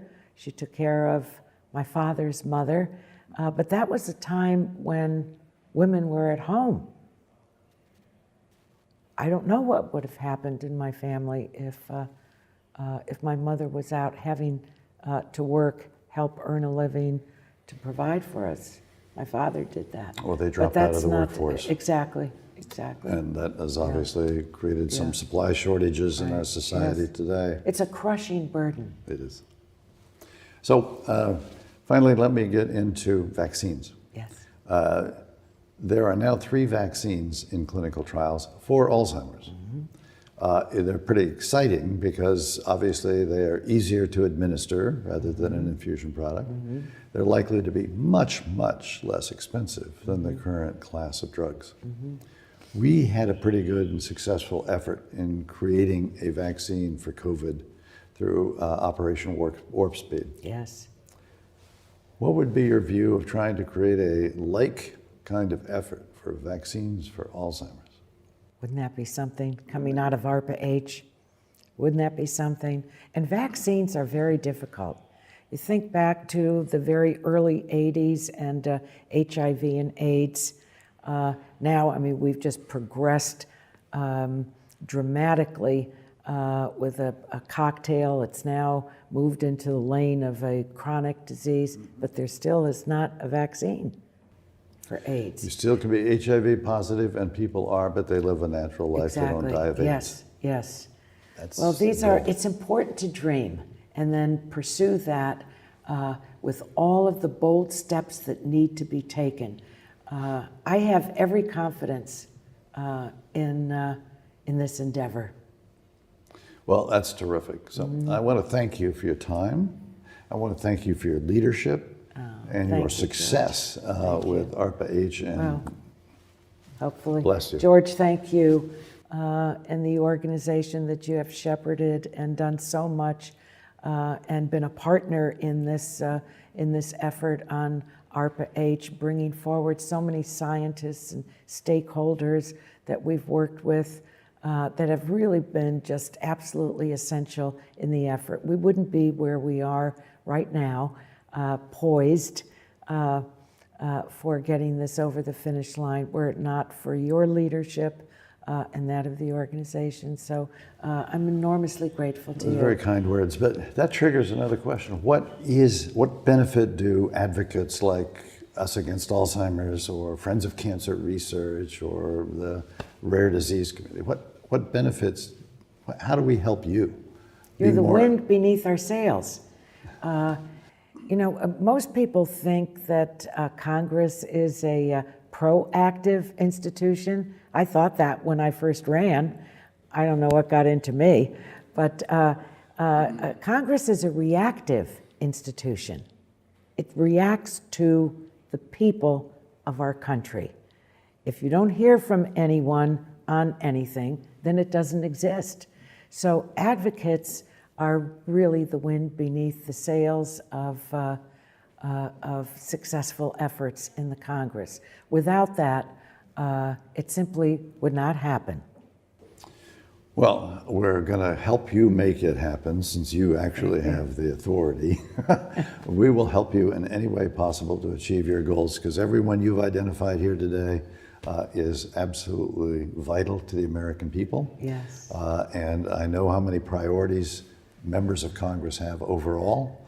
And so the problem here is not the goodwill of members of the Congress, it's getting them to move in a direction that they all can have some consensus on. And I think that it's important to give credit to President Biden because it was a year ago, it was 2021, when he summoned just a handful of members to meet with him, Senate, House, Republicans, Democrats. There were 7 or 8 of us that were there. And this was his vision, ARPA-H. So that very day, I came back up to the Hill and started working on it. So I really salute the president, and he understands what the great needs of the American people are. It's up to the Congress to make that a reality, and I look forward to getting it over the finish line. Well, you know, it's striking, but you took leadership from President Biden, and President Biden has been very clear in talking about cancer and Alzheimer's as 2 killer diseases that ought to be addressed. But in the end, you brought along a lot of Republicans. So this is one thing the American people don't see a lot of, which is this bipartisanship, which is driven by individual members of Congress, yourself right now, I'll put at the top of that list, who can actually bring Republicans and Democrats together around a consensus. And the American people don't see that bipartisanship very much. The press seems to like the head knocking. And Oh, they do. They like covering controversy. Yeah. Yes. So I'm going to stop again. Thank you for your time. I've Thank taken you, a lot of George. it. Thank you. And we appreciate your leadership, as I say, and your time today. Thank you. Thank you.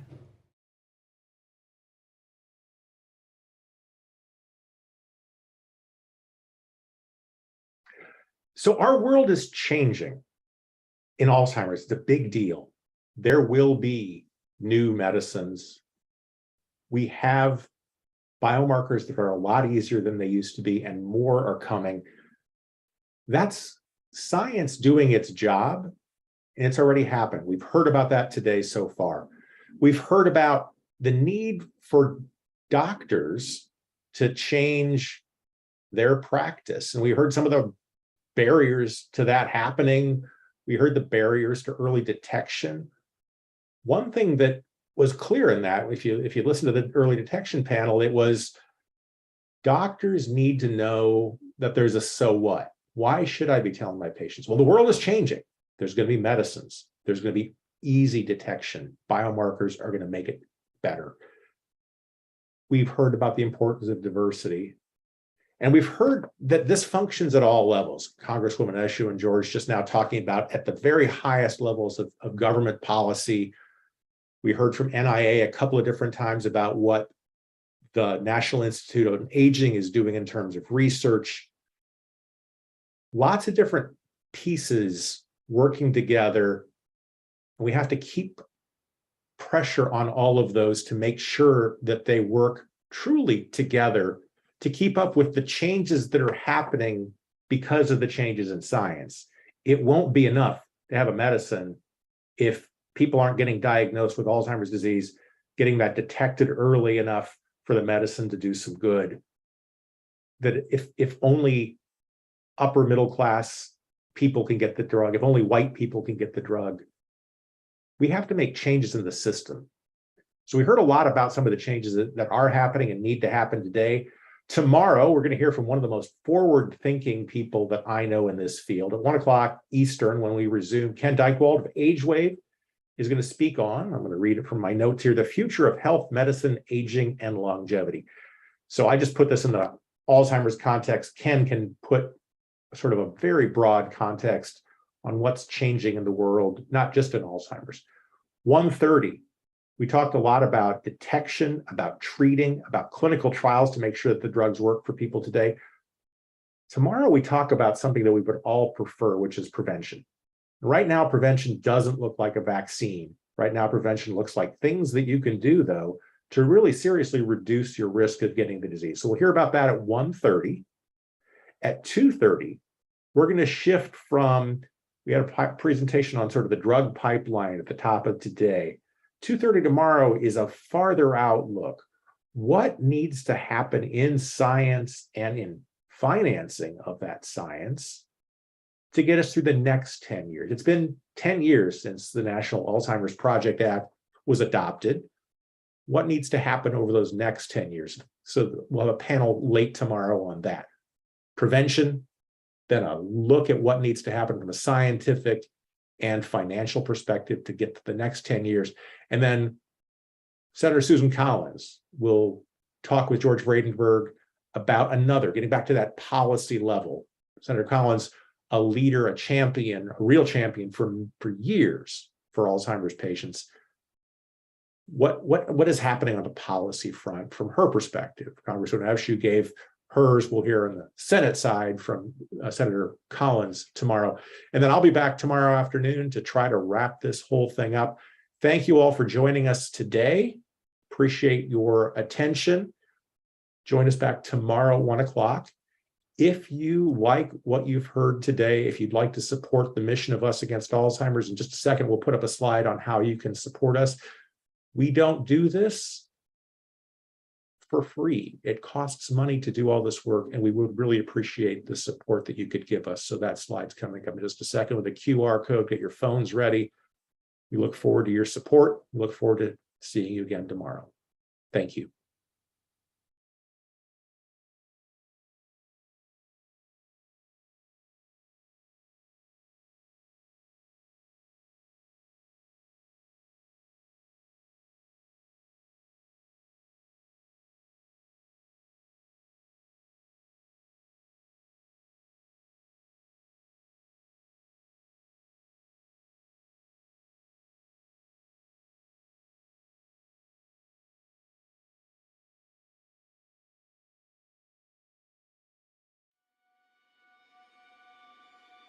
Thank